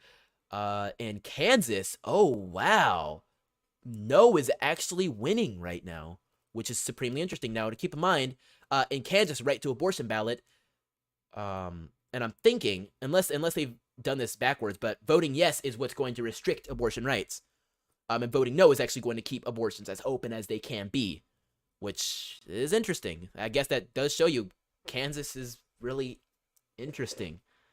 Derek Schmidt, we already talked about that. Projected to win. Still nothing from Arizona, but we are inching ever so closer. Ever so closer. Liz Cheney is Democrat incognito. Yes, very, very true. Gosh, this election stuff, this Alex Jones story, which I don't want to talk about, but I feel like we honestly have to. It's very difficult to speak about Alex Jones on YouTube without just getting zapped, but I think we might just do it anyways. Alex Jones is going to court right now. St. June is in the building. Says Kansas is not Kansas anymore. Yeah, that's true. That is true. Alex Jones is in court right now over some of the Sandy Hook mess because he said some things. People did not like what he said, but I think there's deeper stuff to it too. Viva Frey has been covering this. I know some people that normally live stream stuff about this actually can't even stream about it. But here's actually video of him approaching his testimony. Let's hear this. Somebody had that damage or something. I swear to God, I told you last week, somebody saying it's not true. Yeah. I apologize today. I caught up with this and I promise you. So he's being very kind, very elegant to the people, shaking hands. And I believe some of these are the parents. Slow and autistic. No, I'm slow about certain things too. I was being honest on air. I think people have been, a lot of the stuff he said have been manipulated. That's it. So he's chopping it up with them. He's what's the word? He's breaking bread with them. I guess that's the right way to say it. People are talking about it. I mean, what is YouTube that are American? Yeah, they were telling him to produce some of the videos he posted to YouTube, but he can't anymore because he's banned off of YouTube, and the judge took offense to it. I've heard a lot of things about this. I'm gonna do a deeper dive into this in another stream, but let's look at what the Associated Press has to say. The parents of a Sandy Hook elementary school shooting victim have a complex form of post-traumatic stress disorder and a constant fear that followers of Alex Jones will kill them. A psychiatrist testified at Jones's defamation trial. Wow, so it's a defamation trial. The parents of a Sandy Hook school shooting victim live with a complex form of post-traumatic stress. Neil Heslin and Scarlett Lewis, the parents of a 6-year-old Jesse Lewis, have sued Jones and his media company Free Speech Systems over the harassment and threats they and other parents say they've endured for years, while Jones and his InfoWarden's website claim that the 2012 attack that killed 20 first graders and 6 school staffers was a hoax or faked. The overwhelming cause of their pain is what Jones is doing, said Roy Levitt. The PTSD the parents suffer from is not based on a single event, but on constant trauma and is similar to that endured by soldiers in war zones or child abuse victims. Heslin and Scarlett Lewis are consumed not just with the memory of their son's horrific death, but the denials and attacks on them and their son's legacy that endured for years. He noted the security the parents hired to protect them at the 2-week trial. Lubit and Heslin has had guns fired at his home and has been accosted on the street. Scarlett Lewis told Lubit that she installed sophisticated surveillance equipment at her home and sleeps with a gun, a knife, and pepper spray at her bedside. Of course, I understand the fear of it, but I feel like you should do that regardless. I wouldn't call that paranoia. I'd call that keeping yourself safe, but I mean no disrespect. Elgato says, that's tough. Should have called Saul. We have a Twitch audience for the first time on this channel in like ever, which is really surprising. In fact, I don't even think you can see it on my chat screen because I don't have it connected like that. But shout out to my folks on Twitch. Guys, stick around. I like Twitch. I don't think we've had viewers on Twitch in a very long time, so stick around if you like ace level political commentary. You don't like Alex Jones, do you? Asked Reynaud. I don't like what he does, says Lubit. Mark Bankston, who was attorney, said the family has gone into isolation under a large and professional security team because of an incident that happened since the trial began. He did not provide details. They are in isolation and they are going to stay that way, and all I can tell you is they are terrified right now. Michael Crouch, a Connecticut psychologist who has treated Heslin and Stewart, said the lies about a Sandy Hook hoax stole precious moments of their son, memories of their son. If Alex Jones, if he was spreading the belief, the lies, that Neil's an actor, that means Jesse doesn't exist, which is crazy. You're taking away what they know of their son, what they want to hold on to, and Heslin and Lewis are expected to testify Tuesday as the final witnesses for their side. Reynolds said Jones will testify Tuesday in his own defense, which will be very interesting to see. I hope that will be live streamed. I would love to keep an eye on that. This case obviously predates a whole lot of what I know. I got started in politics around 2016, and my knowledge just kind of really is forward from there and then just kind of historical stuff. And I have a really big gap between about 2015 and like 2010 or so. Like there's a lot of stuff that I just didn't see. Obviously I saw big stories like Sandy Hook, but guys, keep in mind, I was in elementary school. I was focused on I don't know, playground politics more than real life politics at that point. Middle school was when I finally started to get a little bit more engaged, maybe 5th grade. But Sandy Hook, I heard a lot about the shooting, and I had never heard of Alex Jones or anything like that. So this case obviously is going to be pretty big. I think Alex Jones has a lot of remorse for a good amount of the stuff that happened, but obviously he's Alex Jones. He's going to say things that will hurt your feelings, and I think it might be a bad precedent to set that you could sue over feelings rather than actual damages. Now, they could claim there are damages. I think they are claiming there are damages like to safety and things of that nature, but I think this is an interesting thing to say the least. To say the least. And he's been trending all day because of this case. I think he might even still be trending. Let's take a look. In the news tab, Batgirl, I don't care. PACT Act, which we are going to take a look at. So yeah, he's still at number 7 trending. That's funny though, when we tried to trend Sue the View, it got up to number 3, and then they clobbered it and just turned it into hashtag The View, which is not at all what we were talking about. And I'm still interested to see what happens with The View, because they absolutely slandered Turning Point USA and indirectly slandered me. I mean, I was there at the event, so hey, that's what they did. Kansas, yes. Let's take a look at Kansas, actually, because this referendum is a big story right here. We traced yesterday's misleading text message in the Kansas abortion referendum to a Republican-aligned technology firm based in Nevada. Women in Kansas are losing their choice on reproductive rights. Voting yes on the amendment will give women a choice. Vote yes to protect women's health. Oh. You know what? I can't even fault this. As dirty politics as this is, a lot of politics is about getting at uninformed voters. And voting yes on the amendment, saying it'll give women a choice, though false, is how you get to the fact of the matter of saving the babies. Abortion rights are on the ballot in Kansas tomorrow. Vote no to defend safe and legal abortion. And there's Scott Presser saying vote yes. Contact from Kansas says they're expecting 350,000 Republicans to turn out today. It's going to be over 450,000. Let's take another look at Kansas, because it's not coming out very well. Now, so far, 24% of the votes have been counted, and 107,000 of those votes are for no. Now, I don't know if there's going to be more Republicans that are coming out, but maybe Ryan Gurdersky doesn't have good information, or maybe Republicans are actually going out there and are voting no, which could be possible. I was just talking about uninformed voters. Maybe they're thinking, well, hey, if I vote no, that'll be no abortions, right? Yeah, I'm sure there is at least 1, 2, or maybe even 1,000, 2,000 voters out there that were like in Kansas, well, if I vote no, that means no to abortions, right? I'm voting no and don't really know what's happening. So I guess, hey, the other thing about voting yes to have abortions, but it really meaning no, balances out. I tell you guys, this stuff is, I feel like it's confusing on purpose. I feel like yeah. Arizona, Michigan, Missouri, Kansas. Reproductive freedom is on the ballot tomorrow in Kansas. Y'all get the votes and vote no on the constitutional amendment. Derek Schmidt has won the GOP primary, so lots of news coming out of Kansas right now, and there's going to be a lot more news coming out real soon. It is now 9:24, which means we're almost at the middle point of the hour, which means we're almost 30 minutes until the Arizona primary information starts to roll on in, and we're going to keep streaming after that until we get a few calls of the races. Once again, to update you guys, though, this is the Senate race right here between Mark Brnovich, Jim Lamone, Blake Masters with the Trump endorsement, Michael McGuire, and Justin Olson, and the GOP gubernatorial with Carrie Lake, who has the Trump endorsement, Scott Neely, Matt Salmon, Karen Taylor Robson, who is the sort of runner-up, and Paula Tulali Zinn. So those are some pretty major names right there. Blake Masters and Carrie Lake, who I've both heard a good amount of before, and I'm really excited to see how it keeps going. It could be very, very interesting. Obviously, some of the other races are a little bit lower key. Derek Schmidt had his race called. Laura Kelly had hers. Kansas Senate races with Jerry Moran, who is the incumbent, winning his re-election, or his re-primary, I should say, and more than likely re-election in November. So that's very interesting to see. Right to abortion, vote no for the right to abortion. No is in the lead, which is sad, but it's just how things go. And Michigan with Tudor Dixon in the lead as well. We're going to check another feed, though, because I have to, and that would be Richard Barris, who knows a lot about the election numbers, although I'm sure we're going to get some corresponding results. Like we saw, Derek Schmidt has won the GOP primary. Nothing new from there, so yes. Note, rural Kansas tends to report late. Okay, that's good right there. Probably people have heard of that. People work, which is another one. Very strong start for Tudor Dixon. We saw that.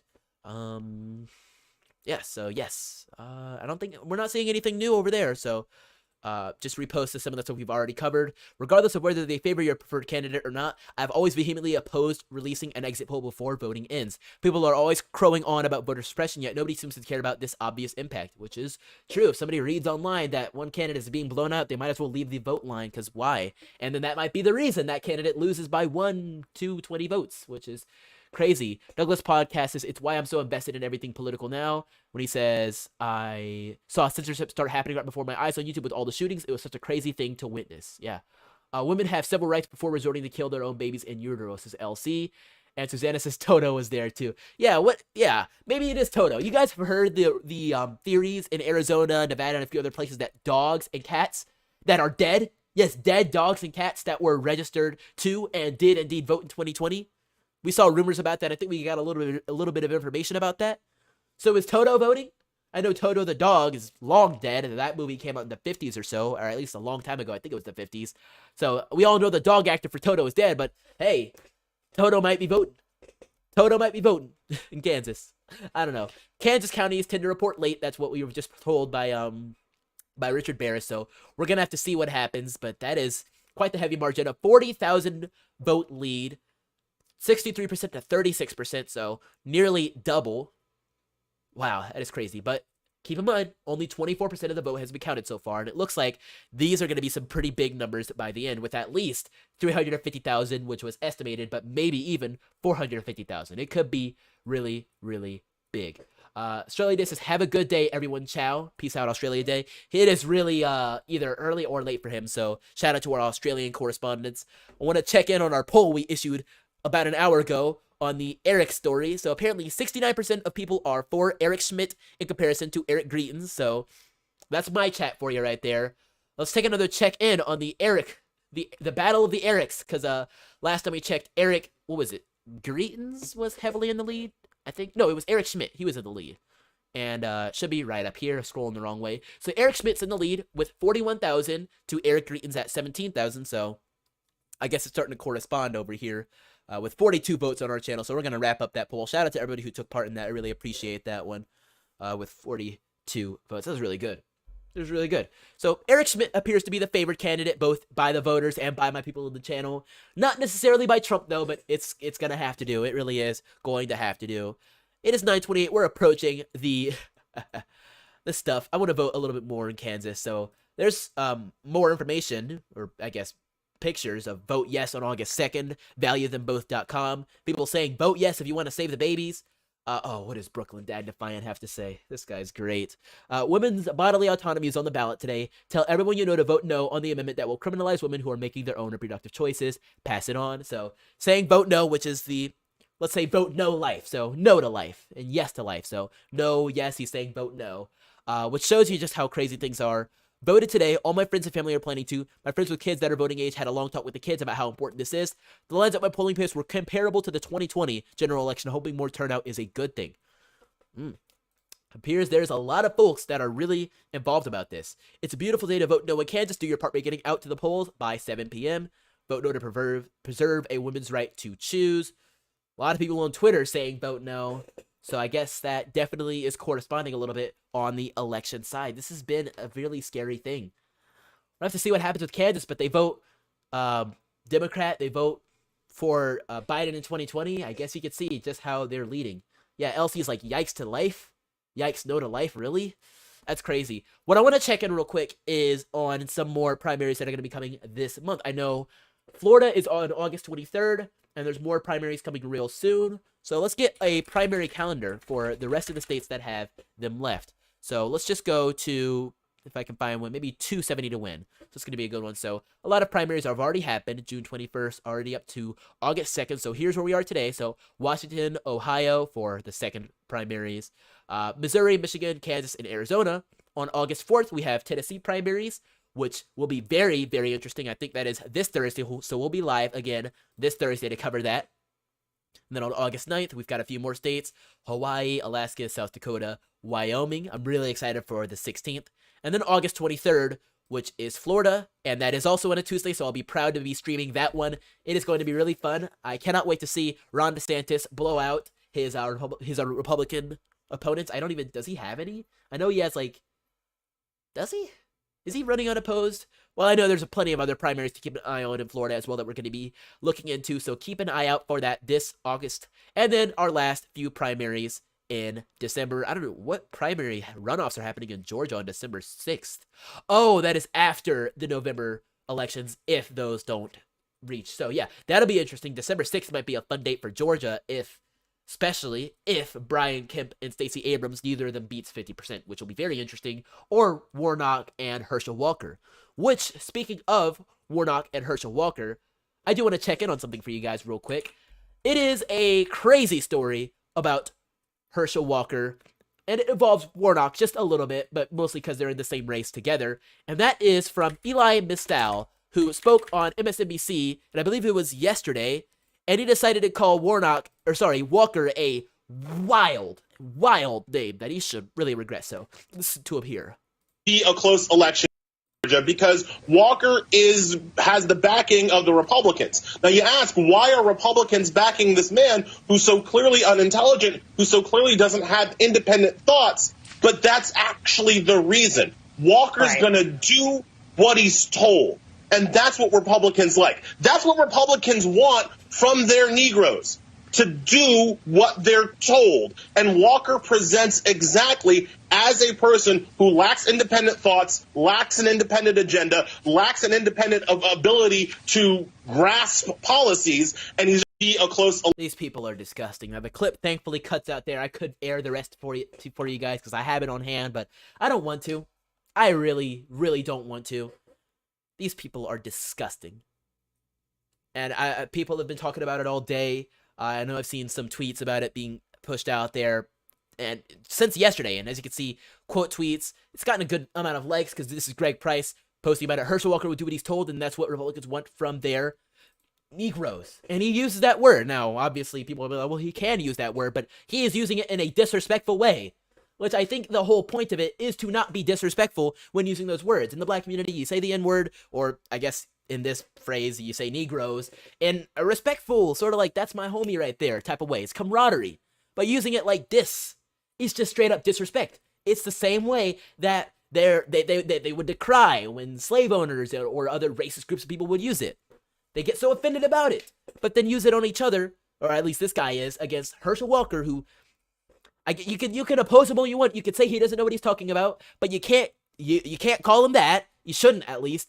And you shouldn't be like, he doesn't know what he's talking about. He's just going to be used. This is what they always want to do when you're working for the party that has a much longer and much more accurate history of doing that.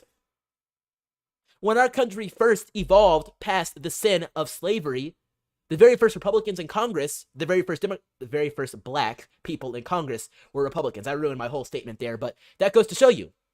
I believe it was 17 of them, Republicans, from all across America. It was a beautiful sight to behold. Meanwhile, Democrats didn't have their first blacks in office until, I believe, the 20th century. That's how crazy it was. And yet you want to talk about whatever it is you think is important to say about Herschel Walker. And I know earlier in the clip he was talking about how Herschel Walker is from Texas and has nothing to do with anything in Georgia, and it's just all sorts of just dumb stuff. So shout out to Elon Mistal for giving us a whole lot of madness about that. I'll have to check that out with Hispanics as well. That's really interesting. Oh, this is good. Hashtag FBI leaks is now trending on Twitter. The power of Project Veritas, folks. I tell you, the power. FBI whistleblower leaks Bureau's domestic terrorism symbol guide. Wow. And okay, so Jack Posobiec is helping with this. So breaking via Project Veritas. I'm gonna post this up too, of course. Oh no. Oh no. Here goes right to bear memes. Already on it. The FBI. They're there for the don't tread on me flag, obviously. Gosh. He's too good. He's too dang good at his job. Oh no, another one. Come and take it. No, it's too good. It's too good. What else you got? Does he have any more? Okay. The FBI is irredeemably corrupted. The entire DOJ needs to be torn down and rebuilt. If Republicans don't get serious about this now, it's going to be too late. Oh no, Ron DeSantis. Now this was before the FBI thinks obviously knows nothing about it, but dang. He posted, "Don't tread on me." What is that? Is this? Oh, the free state of Florida has a new license plate for pre-order that benefits the Florida Veterans Foundation and sends a clear message to out-of-state cars. Oh, I want this. I got him. I'm sorry, guys. I got to move to Florida. It's over. It's over. I've been looking. I gotta go. So if anybody in Florida is looking to hire a young conservative commentator activist, just send me to Florida. Just so I can get a tag that looks like this. Come on. Don't tread on me. That's enough right there. That is so epic. Susanna says, I've got to fly my... Susanna, don't do it. Don't do it, Susanna, please. Move to Florida. Move to Florida. Then I'll be okay with it. Susanna, she's saying, you just said Ron DeSantis was a great governor a minute ago. Move to Florida. Hey, look at that right there. That's good enough right there. Dang, that looks good too. Like, they could have just slapped Don't Tread on Me in it. I've seen that before. But they actually designed it. They put the little waving image on it. It's the actual thing. It's beautiful. It's gorgeous. Don't Tread on Me. And, you know, the actual license number. A license plate is a prop. Healthcare preventers is not. Whatever you want to say. That's gorgeous. Oh my gosh, I'm putting a like on that tweet. I'm gonna save it to my bookmarks too, so I don't lose that, because I need to go back and look at that later on. That is gorgeous. That is amazing. Yeah, I'm gonna put that on my license plate, so every time I drive past the FBI headquarters, they can they can come for me. I want to come and take it. Yeah, that's right. Come and take my flag. Yeah, right, grand old memes. That's right there. Yep. Come and take it from me, because you won't do it. You don't got the stones. Crazy. People have been posting this is going viral. This is going viral. It's already on the trending tab. It's on the For You page. Sounds like TikTok. And I wonder if it'll make it to the trending tab. Is there a hashtag attached to it? Yeah, hashtag FBI leaks. So that's it right there. So if you guys are on Twitter or even other places, post on Twitter right now. Hashtag FBI leaks. Let's get this posted up. That is big. Yeah, somebody says, are we allowed to tweet this? There you go. There you go. Whether you love or hate Veritas, they keep shining a light on the horrible things our government does to us and says about us behind closed doors. Which is just insane stuff. Calling Ashley Babbitt a martyr, saying when tyranny becomes law, rebellion becomes duty is a terrorist phrase. I don't know, I've heard some pretty crazy stuff from Antifa before. And, we just say, yep, that's just what Antifa does. They burn down buildings and run up in Capitol buildings. They have done that before. And throw Molotov cocktails at courthouses, so much so that the National Guard has to be declared and deployed. But that's never enough to call them domestic terrorists. But we want to fly the Gadsden flag, or maybe say don't tread on me, or even recite words from the Bill of Rights, like a well-regulated militia. Boom, terrorist. That's just how things work now.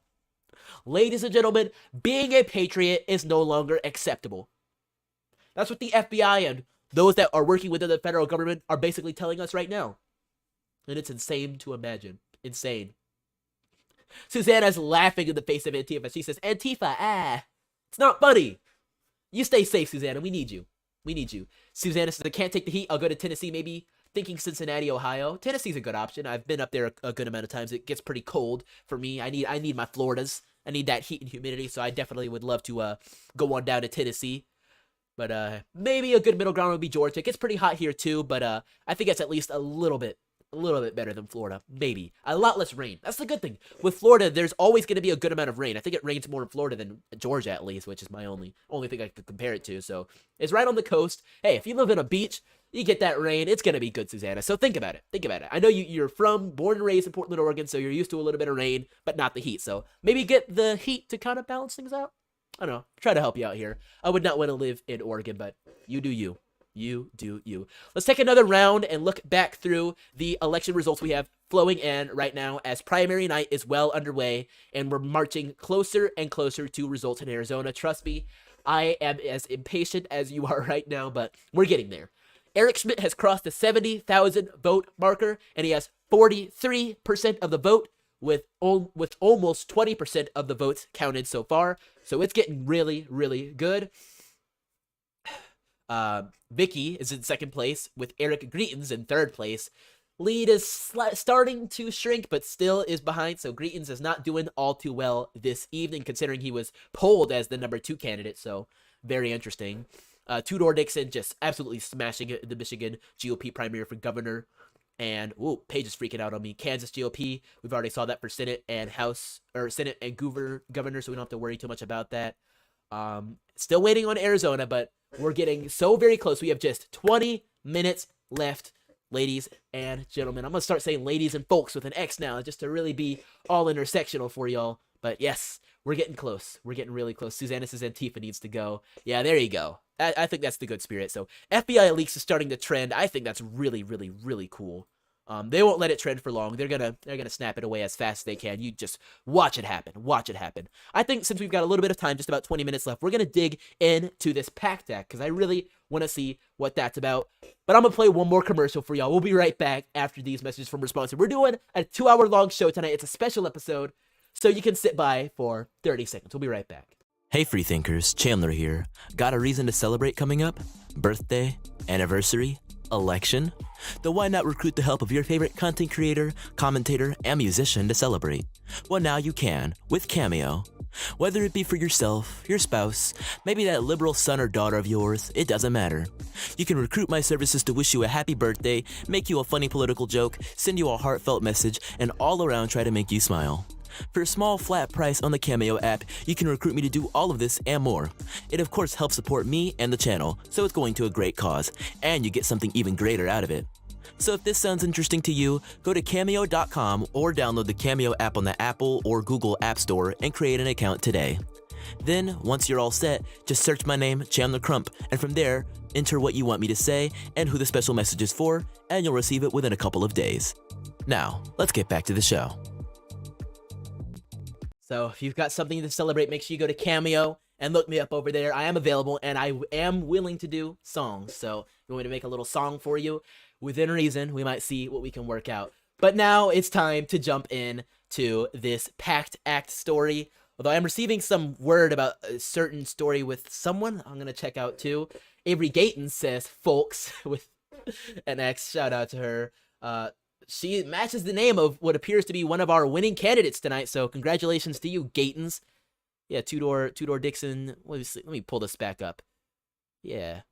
Oh no, you're sorry. Never mind. Not congratulations to you. It's the other Gatons. And actually, it's Greetons, so never mind. I guess you're not a loser after all, but you're not a winner either, Gatons, so oh well. Anyways, let's check in on the PACT Act story. You guys have heard a little bit about this in the last few days. We were talking about it with Jon Stewart going buck wild in DC over it, and we discussed a little bit about what is the reason why people are voting against this, and it was a pretty general reason, but now you can see what is going on. Senator Romney voted against it. Wow, okay, that's interesting for him. Finally, the PACT Act for veterans has passed 86-11. The good guys and gals win, veterans win, Americans win, hacks, partisans, and jerks will lose. It will soon be signed by the president. Help is on the way. Huh. So it passed. Yes, so I heard something about it failing in amendments. So I'm curious. Got that shout out at Lisa's Gatons, yes. All right, let's just look up an article about the PACT Act. We've got a little bit of time to learn. So USA Today, I don't want them. They're gonna show me like a terrible thing. ABC, they're usually pretty good. After a series of Republican-led delays and emotional protests, the Senate on Tuesday night approved a bill that will help veterans exposed to toxic burn pits, a measure President Joe Biden intends to quickly sign into law. The Senate began voting on the PACT Act around 5, with votes on 3 Republican amendments before a vote on final passage of the bill, which was 86-11. None of the proposed amendments passed. Senate Majority Leader Chuck Schumer on the floor called the passage a wonderful moment, especially for all people who made this happen. Just before the legislation passed, Senator Kirsten Gillibrand, who helped lead the Democratic effort, could be heard saying, "I'm so proud," to Senate Veteran Affairs Committee Chairman John Tester.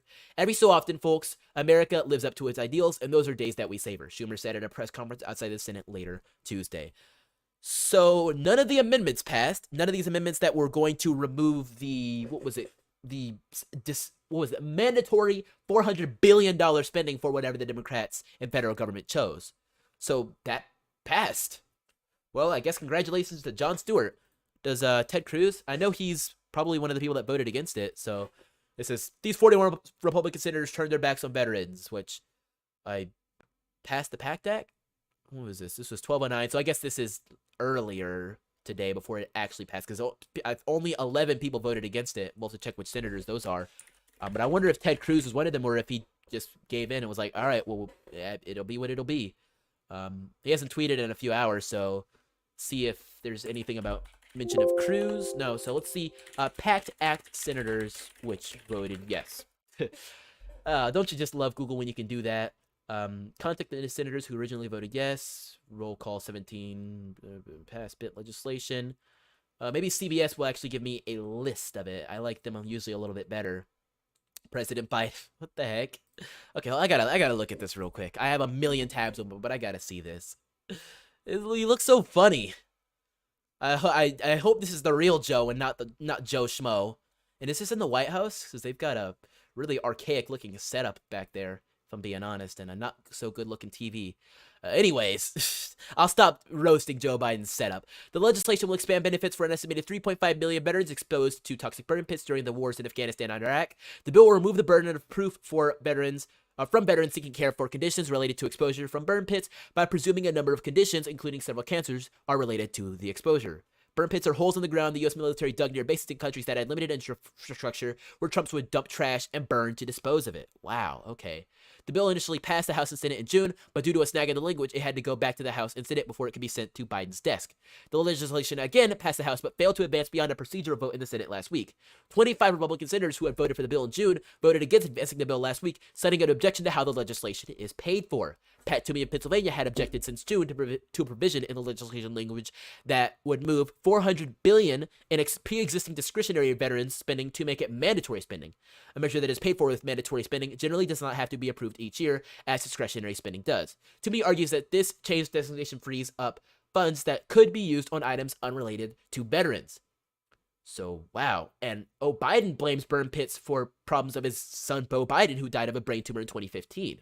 Wow, that is really hits close to home, so I can understand why he would be very happy about that. Has Pat Toomey posted anything about this? So Senator Pat Toomey from Pennsylvania. PACT Act intended to help veterans has become a front for a massive $400 billion budgetary gimmick. Learn more about the truth behind the PACT Act here. So he hasn't tweeted in 10 hours. I don't like when politicians go, 6 hours. It's a little bit better, but I don't like when they go radio silent, especially after something actually happens.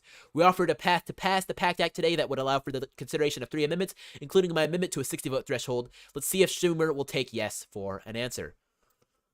Yikes. Yikes. Well, none of the amendments passed, and that $400 billion in mandatory funding is now out the window to whoever it goes to, so the federal government won once again, and those billions are going wherever those billions are gonna go. And I guess that's just the story we have tonight for you, ladies and gentlemen. I don't know what that story is, so let me see if I can just search it up. John Gibbs from With an estimated 5% reporting, Trump endorsed John Gibbs, leads incumbent Congressman Peter Majere 63-37 for the GOP nomination in Michigan number 3. And if I'm correct, Peter Majere is one of the congressmen who voted yes on Trump's endorsement. Let me just confirm on that. Trump endorsement Majere. Or is it Majere? Let's see here. Trump impeachment Majere. Wow, so 3 Republicans who voted for impeachment face Trump-endorsed backers. So let's see there. So Fred all opted to retire at the end of their term. Tom Rice lost to a challenger already. So there he is, Majere, Butler, and Newhouse. So let's check Michigan 03. Or Michigan 3, I should say. District 3 and right. Did I select Michigan? That's Missouri. Whoops. Michigan and District 3. And, stop freaking out on me. There he is, Peter Majere, trailing behind John Gibbs. Now, the lead has shrunk, but 53% to 46%, John Gibbs is in the lead, beating the incumbent Peter Majere. I'm assuming it's Majere. It might be Major, but I'm going to call him Majere because I think that's cooler anyways. I'm helping him out. I'm helping you, Peter. But John Gibbs at 11,000 votes with 53% in. That is big right there. And with just 10 minutes until the Arizona primary results are set to begin releasing, this could be a very, very fun night for Trump-endorsed candidates, considering so far I don't think he's losing any. John Gibbs is 1.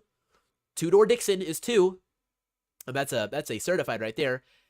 Eric Schmidt. I thought about this a couple days ago when this came out, and I was like, a half point. So I'm going to give Trump a half point for that one since he didn't drop a last name.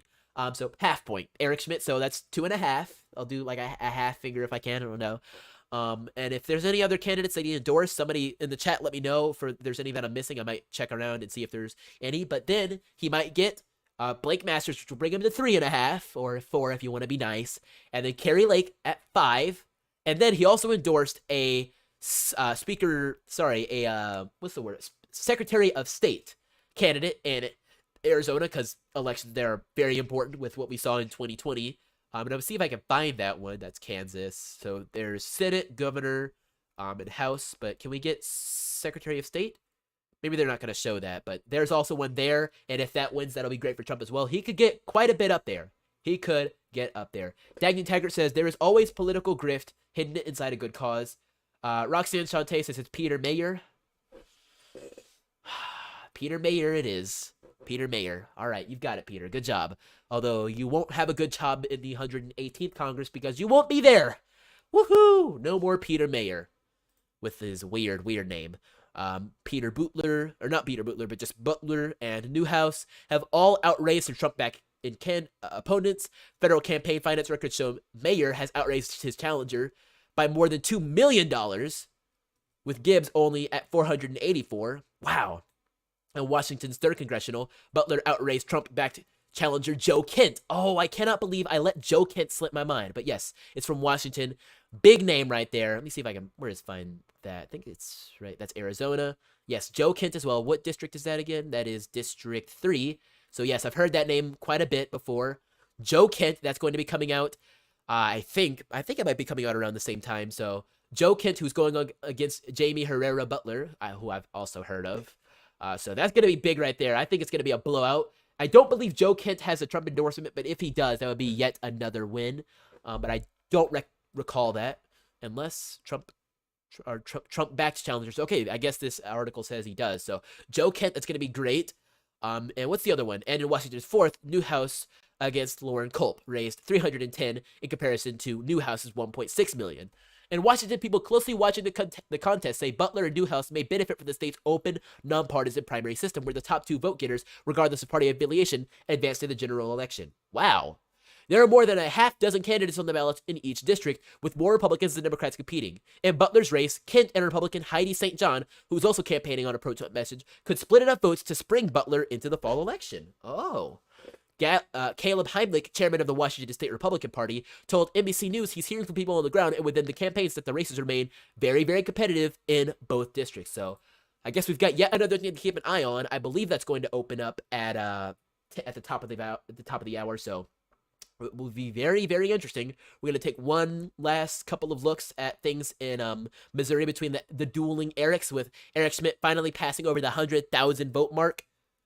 Dagny says, hey, full point for Eric with the capitals. Okay, fine. I will keep the full point for Eric, and I will keep it capital. In fact, I'm going to inspect elements so that Eric will always be full, so that capitalized. So let me see if I can do this real quick so that it will always show it says Eric in all caps. This is a little computer nerd trick. I don't know how many of y'all know. There he goes. Eric capital. So that's the real Eric Schmidt right there. Well, the real Eric, please stand up.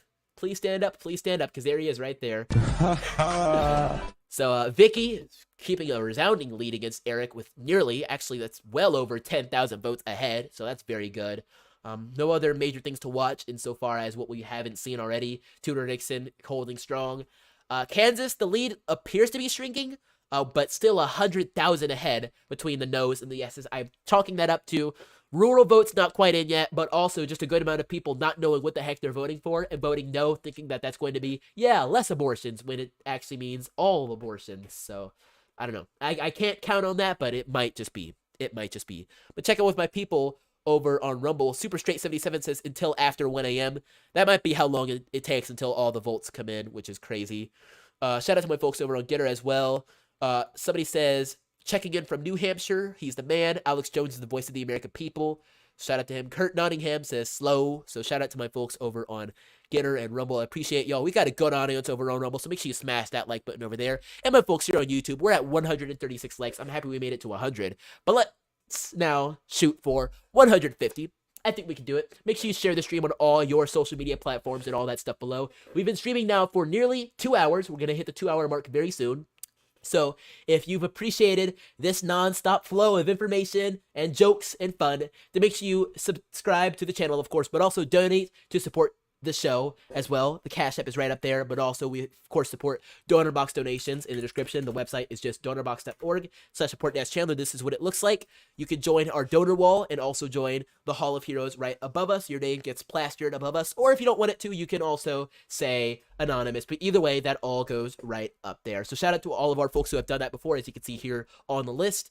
Dare Dad, Aaron, Shanna, all of our good folks. If you'd like to join the Hall of Heroes, that is available for you right now. I'll drop that link in the chat for all my folks in the building who want to donate to support the show.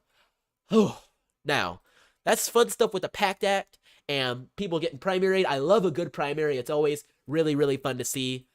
But man, there is always some cool stuff happening.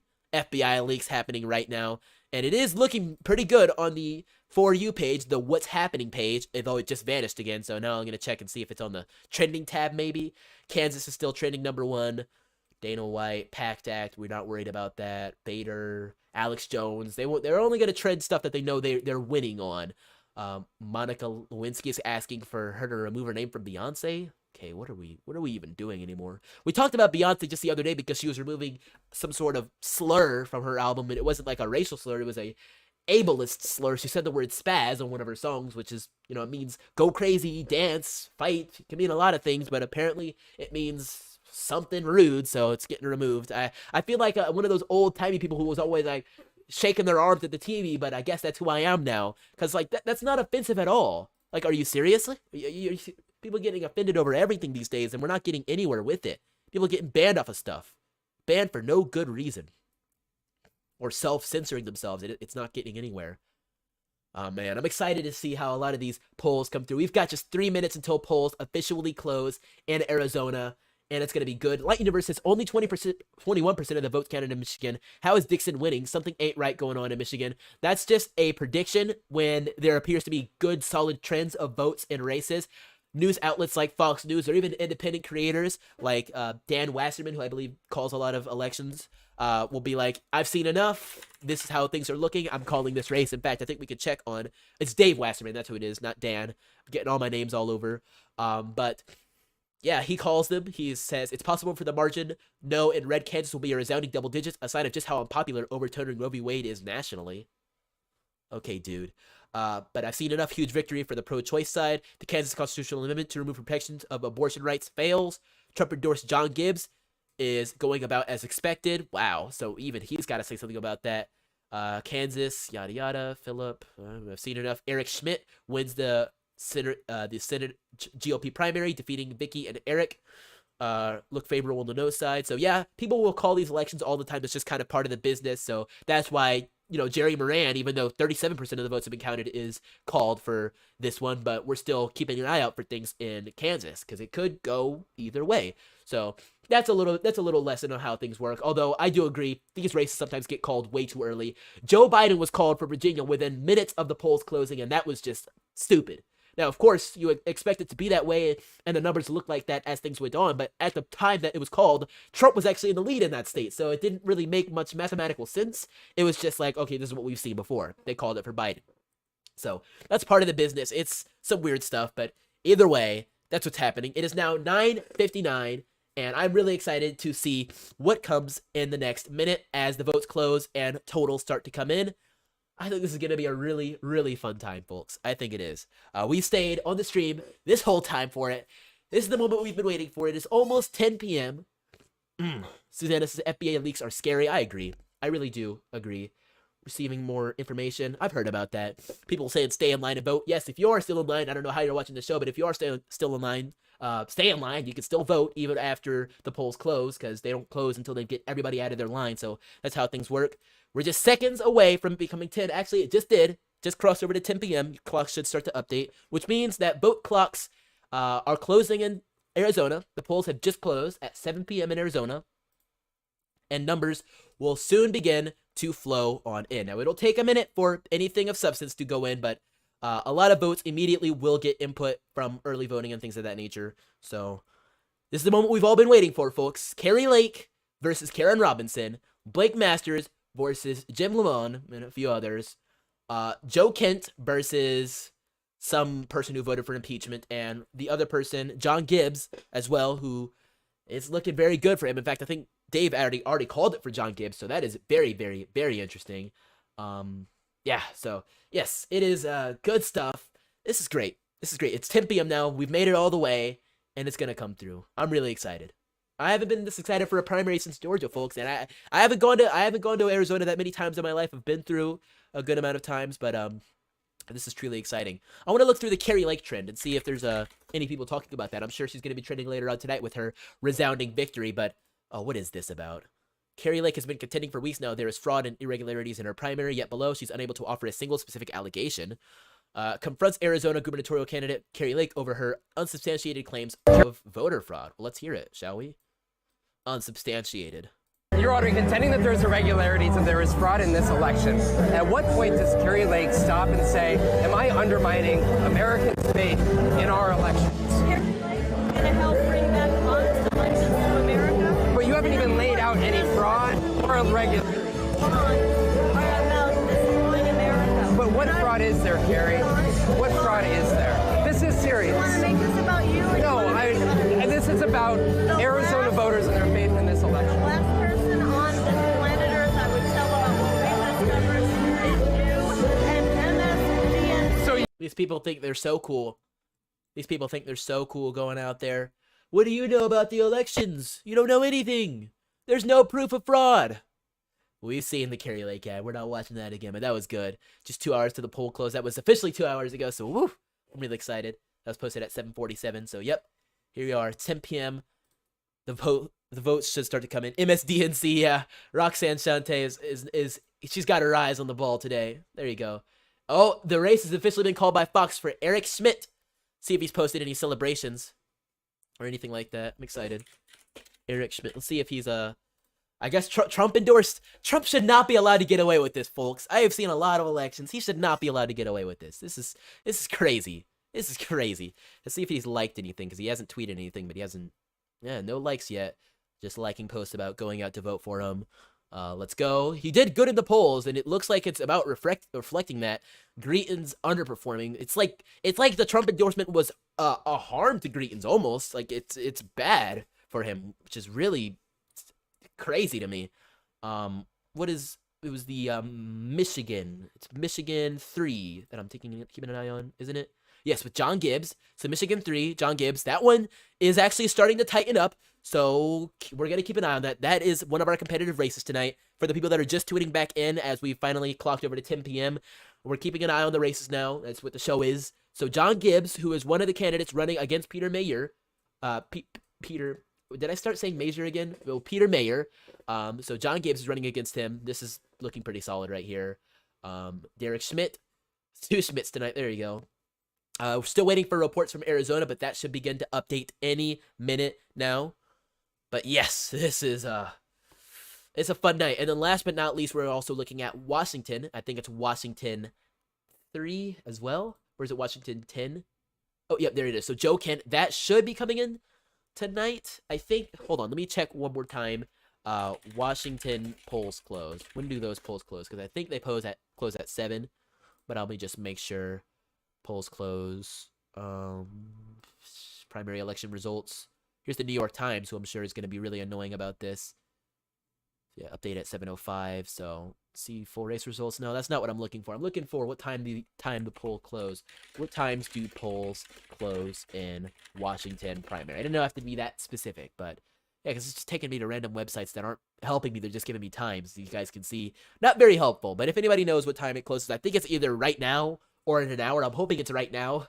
But I think in Washington, it's like, is it 6 p.m. in Washington?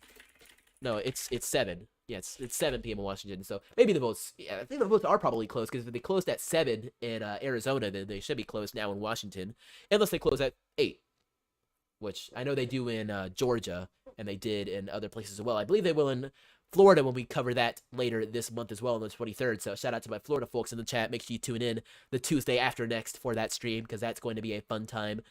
Taking one last quick brief look. I'm really interested in this race right here between John Gibbs and Peter Mayer. Now, we're still very early in the counting. It's at 13.4%.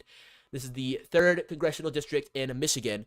But this could be big. It could be a big upset for Peter Mayer, who has a heavy fundraising lead, but I haven't seen any polling yet to say that that was, was solid. But we'll have to see what comes through on that. Tudor Dixon called, which is great.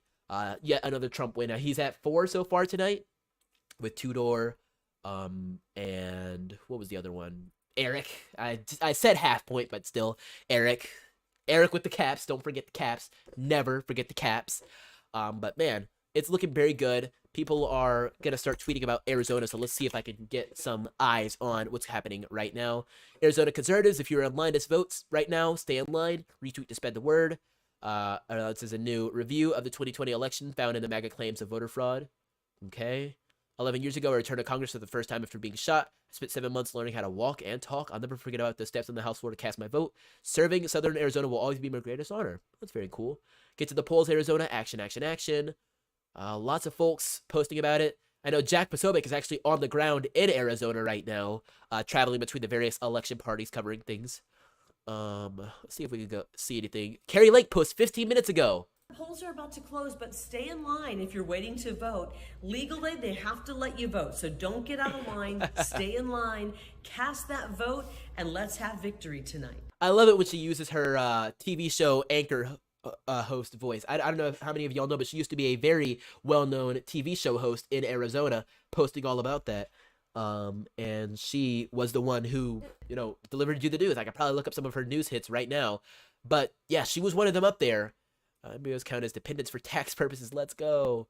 So yeah, I love it when she uses that voice. And as you can see on here is part of a stacked field with Blake Masters and not quite recollecting that name. Oh, okay.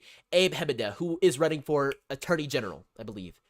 He's either running for Attorney General or Secretary of State, one of those two. I think, let's just look it up. Abe Hemeda.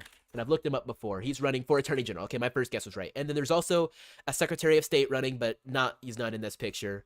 But it's a great thing happening right now. Polls have now closed in Arizona since Election Wizard, so we're going to keep an eye out. Somebody says incoming Carrie Lake W. That is so true. Yep. I am excited to see that. Can't wait for Carrie Lake to be the next Arizona governor. It's just anything to replace Ducey. Anything to replace Ducey. People were really mad with him after the election stuff, and I cannot blame them. So Carrie Lake's voting, or saying proud to vote. Trump War Room posted earlier, says, Arizona, go vote today. I have not seen this yet. Let's watch this. Flagstaff to Florence and from Mesa to Yuma. To the Red Rocks of Sedona, we stand on the shoulders of red-blooded American patriots. This great state, Arizona, was settled by some of the toughest men and strongest women ever to walk the face of the earth. They gave everything they had to make America into the greatest nation in the history of the world. And it is time to start talking about greatness for our country again. So with the help of everyone here today and the citizens all across our land, we will make America great again. Thank you, Arizona. Thank you. I cannot wait to see Trump's winning streak expand. I can't.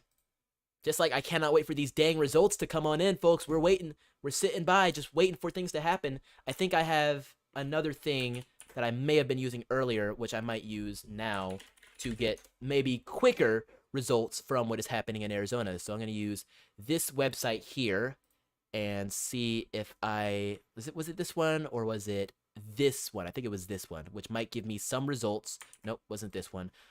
Bear with me, folks, 'cause I really am trying to find this for you guys as we still wait for results to come in, because I usually use a few websites, but they're freaking out on me tonight, but we're keeping an eye here. U.S. Senate and governor, as well as attorney general races, all coming down to this, folks, in Arizona, which will decide quite a bit. These are the people that are going to be in charge of the 2024 election, so it is very, very exciting and could tell us if we are dealing with a free and fair election come 2024. This will be very, very interesting. Arizona election tracker. We'll use the New York Times and 538 just as backup sites, even though I don't really like them. So here they go. So what is this? Okay, maybe not 538, but definitely New York Times. So they might give us some faster results on some things. So here's the Democratic primary, Republican primary for governor with Carrie Lake and Karen Taylor Robinson, both at 0 for now. Republican primary for Senate, Blake versus Jim. Mark Kelly is running uncontested because he's the incumbent. And for Secretary of State, Mark Fincham, who I believe has the Trump endorsement. Don't quote me on that, though, but I've heard that somewhere. I may have to go back and confirm that. And then obviously various House races as well, state legislature and attorney general for the Republicans. This will be interesting as well, although I can't read that because New York Times wants me to pay for that, which I hate. We're at 147 likes in the building, folks. Make sure you smash that like button. Let's get up to 150 likes to meet our goal for this evening as we wait very impatiently, although we're still here, for Arizona election results to filter on in. I want to give a huge shout out to all the folks who have been tuned in with us for the whole show tonight. I know there's at least a few of us in here for that. So if you're interested in supporting the show and keeping us going, this is a very special episode. Very difficult thing to do, to stream this long. So make sure you go in the description and consider a one-time or monthly donation to support our show. Also, make sure you, of course, check us out on all of our different social media platforms, whether it be Truth Social or Parler, wherever you go to get your information.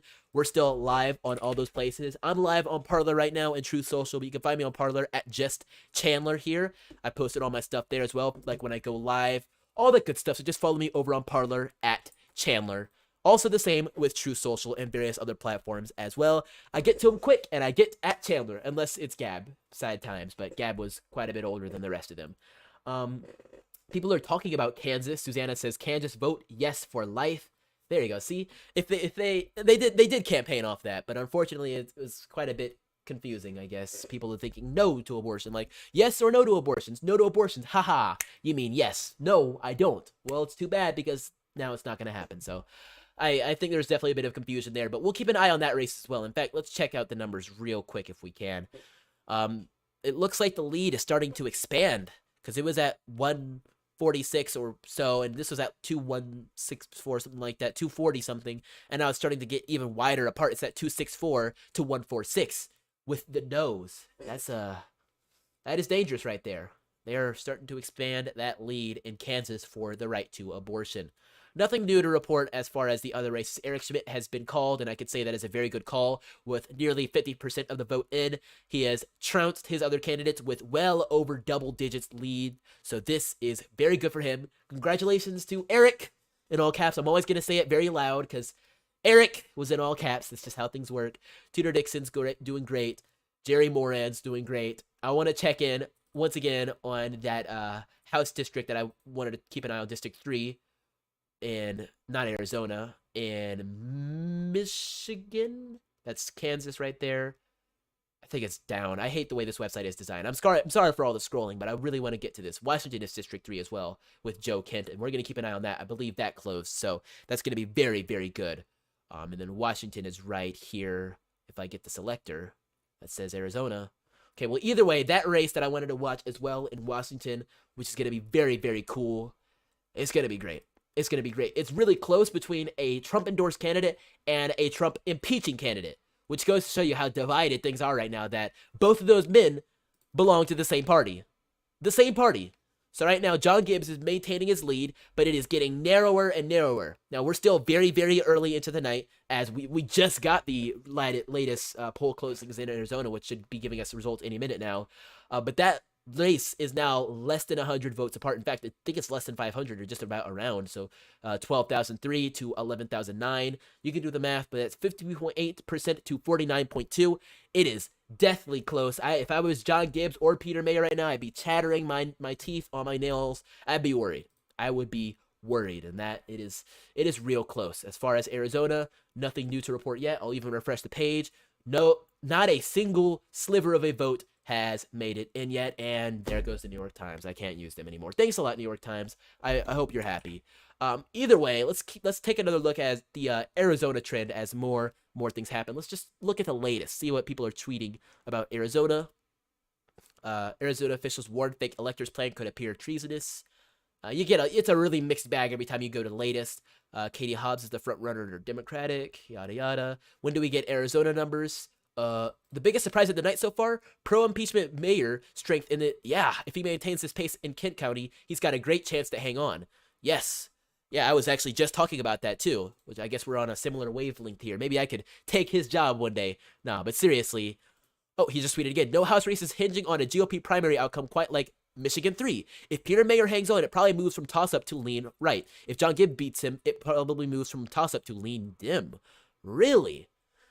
I mean, personally, I don't see the difference between Peter Mayer and it being dim. So that's just me. So I think the only chance for it to be lean R is John Gibbs, but Wasserman and I don't always see eye to eye on everything. Shout out to you all in the stream, though, and I said that with a New York accent by accident, but shout out to y'all in the stream. We just hit 150 likes. We're actually at 151 now, so big thank you to everybody who's tuning back in with us for the Arizona segment of the show. We're still waiting for results to filter on in, but the polls closed 15 minutes ago.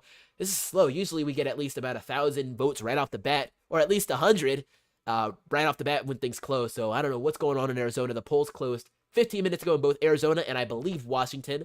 What we're going to do is keep a close eye on the Washington 3rd Congressional District, which includes Joe Kent, who is Trump endorsed, as well as the Senate race, although I don't think it matters nearly as much. It's an open primary, and the current senator is obviously Patty Murray, so what do you've got to do with that? And then also in Arizona, we're going to keep an eye on Karen Taylor and Carrie Lake, 2 Ks. Yeah. Roxanne Chante says, sounds shifty. I don't blame you. I really do not blame you. People are saying Arizona shenanigans. Yeah, might be. Yeah, Wasserman is confused about MI3. I don't know. Cook Political November rating, solid R. Okay, Mark Alford, that's very great. Yeah, people are thinking about this Kansas stuff. I've waxed poetic about it quite enough, but I still think there's a lot of confusion there. Endorsement of Adam Steen, who's running in Wisconsin's 63rd Assembly District. Okay.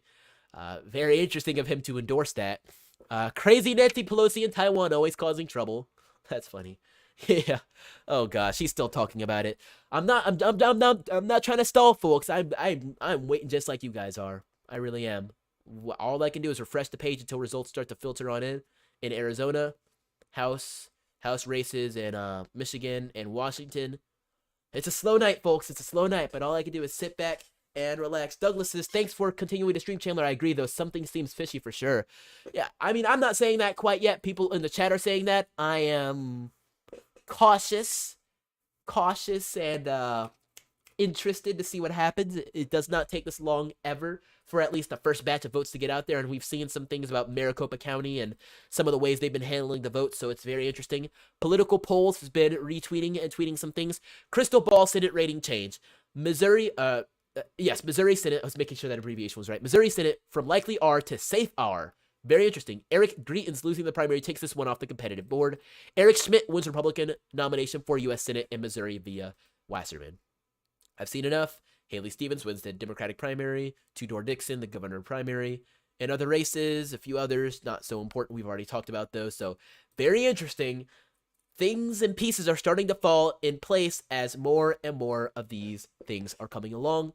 Votes are starting to get more and more shut down. The polls closed, and what was it? It was the Michigan and Michigan and Kansas about 2 hours ago at this point. So a lot of those races should be wrapping up. Missouri at 48%. That one as well. Michigan at probably around that much as well. These votes, and we started live streaming at 8 p.m., were already pretty much in. At least the first 2-3% of them were already in. And right now in Arizona, we have nothing. And it has been nearly 20 minutes now. I'm not trying to be impatient or anything, but this is crazy. This is outrageous. Come on, guys. What are we waiting on? I'll look for some other sources while we're still here, but yeah, I don't want to keep going for far too long because I know it's gonna take a while. But come on, guys, let's try CNN and MSNBC, see what they've got, or just NBC, I should say. Yeah, so NBC has they also have got nothing in yet. 0% of the votes, 0 votes expected. And I remember even election night in 2020 when I was covering this, we had a much different setup, much smaller, but we had votes by now. At least in Arizona, we were keeping a close eye on things. We saw it shade into red and then flip. So it was really interesting. Carrie Lake, nothing. And we really want to keep an eye on Maricopa, which has so many people in it because of Phoenix. And that's obviously I probably gonna go very very interesting. The Democratic primary as well. We're not too worried about that. We don't have much weight in what they're going to be doing, but yeah, we've got 2 different places we're looking at and nothing from either. Susanna says Arizona has shenanigans going on. Am I gonna have to run a poll in the chat to see if we've got shenanigans going on? People are really thinking it's gonna be. Well, no, my shenanigans detector's going off. My nose is running, folks. That's what happens when there's shenanigans going on. My nose starts to run. when things are starting to go a little awry. Might just be the truth. Anything new from Dave Wasserman or Election Wizard? Because this is a ludicrous amount of time as we wait. We have officially hit the 20-minute mark since polls have closed. And nothing. Okay, Election Wizard tweeted, "Why can't Arizona properly run an election?" And this is 5 minutes ago. Do you believe biological males should be allowed to play on women's sports teams with the youth through the college level? So the Democrat Pennsylvania Senate candidate debate is happening right now. Do you believe transgender women should be allowed to play on women's sports teams at the youth through college level? Yes. Do you Gosh. And we've got Dr. Oz to go against this guy. Thanks, Trump. Thanks a lot. Anyways, yeah, it was 20 minutes ago that polls closed in Arizona, and nothing. Why can't Arizona properly run an election? One more check. Nothing there. Not a single vote. Are they gonna? Was there a pipe burst? Is that what happened? Let's just look up Arizona election. Let me see here, because I'm sure people are gonna start complaining. I'm complaining, and I don't complain very often about elections unless, well, the candidate I liked didn't win or something, but that's different. Fox News called while only 1% of the vote has been counted? Not even. And I don't know what you're talking about, sir. But yeah, nothing. Not a single thing. I'm gonna move this back over here. It's easier to select. JMC's initial turnout estimate. Okay, so there you go. Republicans at 503 with a total of 643. Before today, 403. Democrats, very interesting, I guess. Arizona election results. So there's one from Red State. I'll open that up as well so we can have that just in case. Close out some of these other tabs now that we're trying to focus in on the elections. Yeah, nothing. Is this just an article? Loading results. They've got nothing. My gosh. Yeah, Susanna says, I believe it's only 7:22, but yeah, the polls closed at 7. It's 7:22 now. Susanna says they closed at 7:20. KG says, what's up, Chandler? What's up, all? So excited to watch Arizona get taken over by these evil, psychopathic liberals. Big moves up to Michigan, though. Yeah, very big moves going on over there. I'm really excited. Douglas is confused. We're all confused. Are my people over on Rumble confused? Ninja Trucker says, Grayton's lost when he resigned as governor. And Soros ballots got caught in traffic. Shout out to my folks over on Rumble. I want to remind you guys over on Rumble, there is a feature for live chat which you guys are using, but I know we've got a good amount of people over there. So if you want to talk in the live chat, you can do that both on the mobile app and on the desktop browser site. So make sure you chat it up with us. I'm gonna just chat that. We also have a feature over on Rumble called Super Chats, or a feature like Super Chats. They're called Rumble Rants, which is just this money bag thing here. So if you want to join our Hall of Heroes and support the channel, that does go towards me. I can add you to the list up here. And you can also ask a question or send a comment that I'll be sure to read. So if you do so right here, just select your amount like this, $50, whatever it is, and enter your Rumble Rant, and then select a card there, and you'll be set and settled to support the channel. So you can check all that out there. But shout out to my folks over on Rumble. I appreciate y'all. And my people on Getter too. If you've got something to say about this long delay we're having to go through here for any results, definitely let me know. I've got 3 different election trackers going on right now, and nothing, which is just outlandish to say the least. Like, we're used to seeing things by now, and we've got nothing from all of our. Finally! Oh yes, finally. Okay, we've got something now. We've got something now in the Senate, and that was Red State that reported that. Let's see if CBS has, or this is NBC, has anything about that. Harry Lake, do you have the Senate? They've only, that I forget I have to do this. Oh, yeah, I like it actually. Senate, so they don't have anything yet, but Red State has results in from just 281 votes that were counted. Blake Masters with 37%, Jim at 29, and Mark at 21. So this matches the polling pretty well. Blake Masters is the Trump-endorsed candidate in the race. So far not reflected on any other places, but it appears Red State might update the fastest out of all of my sources. So I'm going to move that to my top spot right here. If I can adjust my camera here or something. I don't think I can, but we've also got some information on Arizona gubernatorial as well, with 147 or 50% of the vote for Carrie Lake of 289 votes, and 36 for Karen Robson, I should say. So, yes, it's starting to come in. It's matching what we've expected so far. I think it's going to be a great blowout, but man, yeah, the Douglas podcast says something at least. KG says Carrie is a beast. Carrie Lake is a beast. Yeah. Oof. we're getting there, folks. We're getting there. We've waited. It's been a long time coming. Everybody's been complaining. People are like, where are the dang results? It's been bad. Haven't flipped on Fox since they called Arizona election that night. Oh, yeah, that was big. Now I remember what they're talking about with the Joe Biden, just craziness. Has Election Wizard tweeted any more complaints about this? Because I think I sympathize with him quite heavily with the whole Arizona stuff. Why can't Arizona... Let's read some quote tweets of this, because that is actually very funny. Because people like Adrian Fontes are hired/voted in because they're evil. The Pennsylvania of the West Coast. Katie Hobbs, she's the current Secretary of State, so there you go. Also running for governor, so she's managing her own race, which is just beautiful. The McCains don't want free and fair elections because the same criminals who defrauded the election of 2020 are still in power. It's rigged. Can't cheat if you run it properly, guys. Everybody knows it. Everybody knows it. Everybody knows. So we're going to keep an eye on things as they develop. I'll wait for a few more results to come in. But thank you guys so much for being tuned in with us. We have now been streaming for 2.5 hours. We might break a record tonight for one of my longest streams. Honestly, I don't know what my longest stream is. It might have been election night. It might have been something else. But we're definitely getting very close. I had to do it for y'all to cover Arizona. And they just so happen to be all the way on the West Coast. So... real great stuff. But thank you guys so much for holding it down with me in the chat. Susanna says polls should be open until 8. I heard everywhere that polls were closing at 7.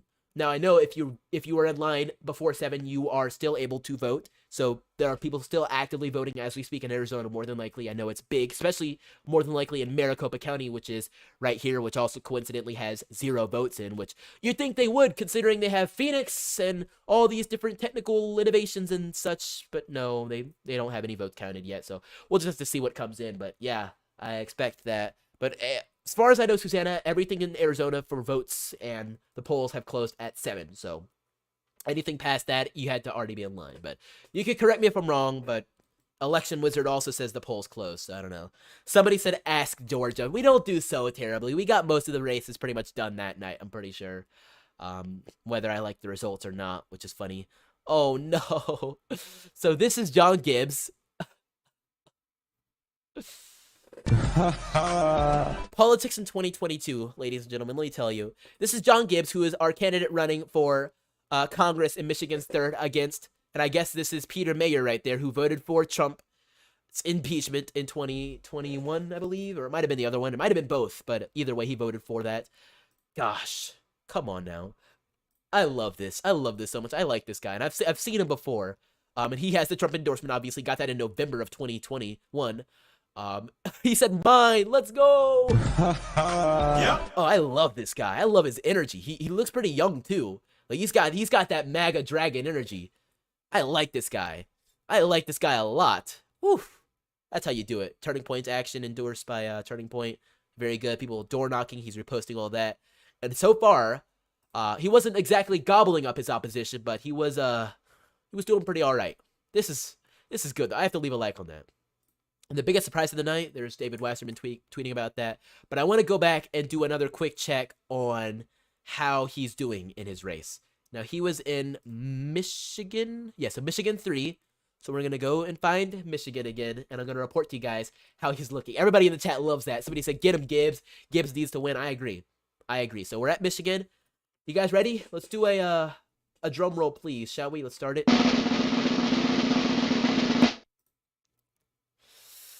Okay, Gibbs, you're holding on. It is very close, but you're holding on. He's at 12.6. Peter Mayer is at 12.3, so 50.5 to 49.5.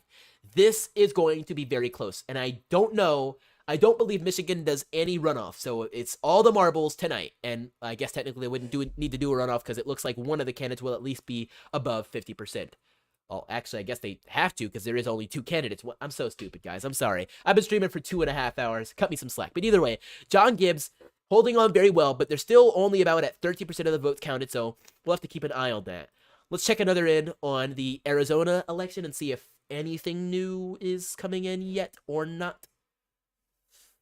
Let's do another wait here.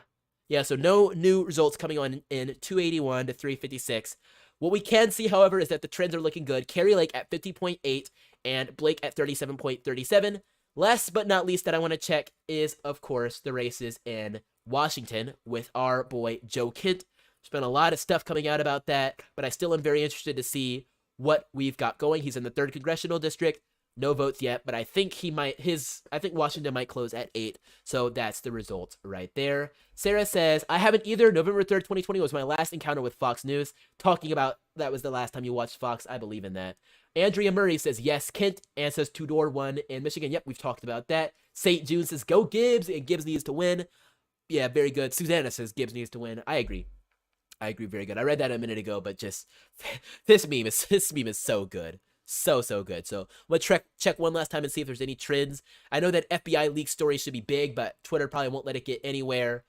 There's been a lot of big stuff popping off tonight, and we're going to be back again tomorrow for the Chandler Brief at 4 to discuss all of it. The next time you guys see me, we should be able to know who won each and every race and each and every one of these referendums tonight as things go forward. But for now, we just clocked in at 2.5 hours on the show. I want to thank everybody who's tuned in with us. If you would like to reward me for probably one of our longest streams ever, I've completely blown out my voice, definitely make sure you hit the donations in the description below or hit up Cash App. Consider supporting the show. Also, check out all of our merchandise options we have on our website. I'll show a few of those to you guys right now before we wrap things up. It's on chandlercrump.com/merch. It is available right here. You can see it once it loads in. We have stuff about Fauci, stuff about the gas prices, Vax Rebel, all of that. Biden loves minors, which is a personal favorite of mine. Every time I see it, I laugh again. So you can find all of that right now on the merch store. Check it out. Link in the description. Also, just threw it in the chat. Shout out to my people over on Rumble. Ninja Tucker says, hopefully Arizona taking time to make sure voters are living. Oh, that's good. That is so good. That's a really good one. And shout out to my folks over on Getter as well. We'll be back again tomorrow right here on this same channel, Getter profile, Rumble page, whatever it is. You can find me here once again tomorrow at 4 p.m. for the Chandler Brief. Aside from all that, though, Alex next time, free thinkers. Don't forget to spread the arts of intelligence. Peace out. Good night. And good luck to Carrie Lake, Blake Masters, Joe Kent, John Gibbs, and everybody else Trump endorsed running for their seat tonight. Bye.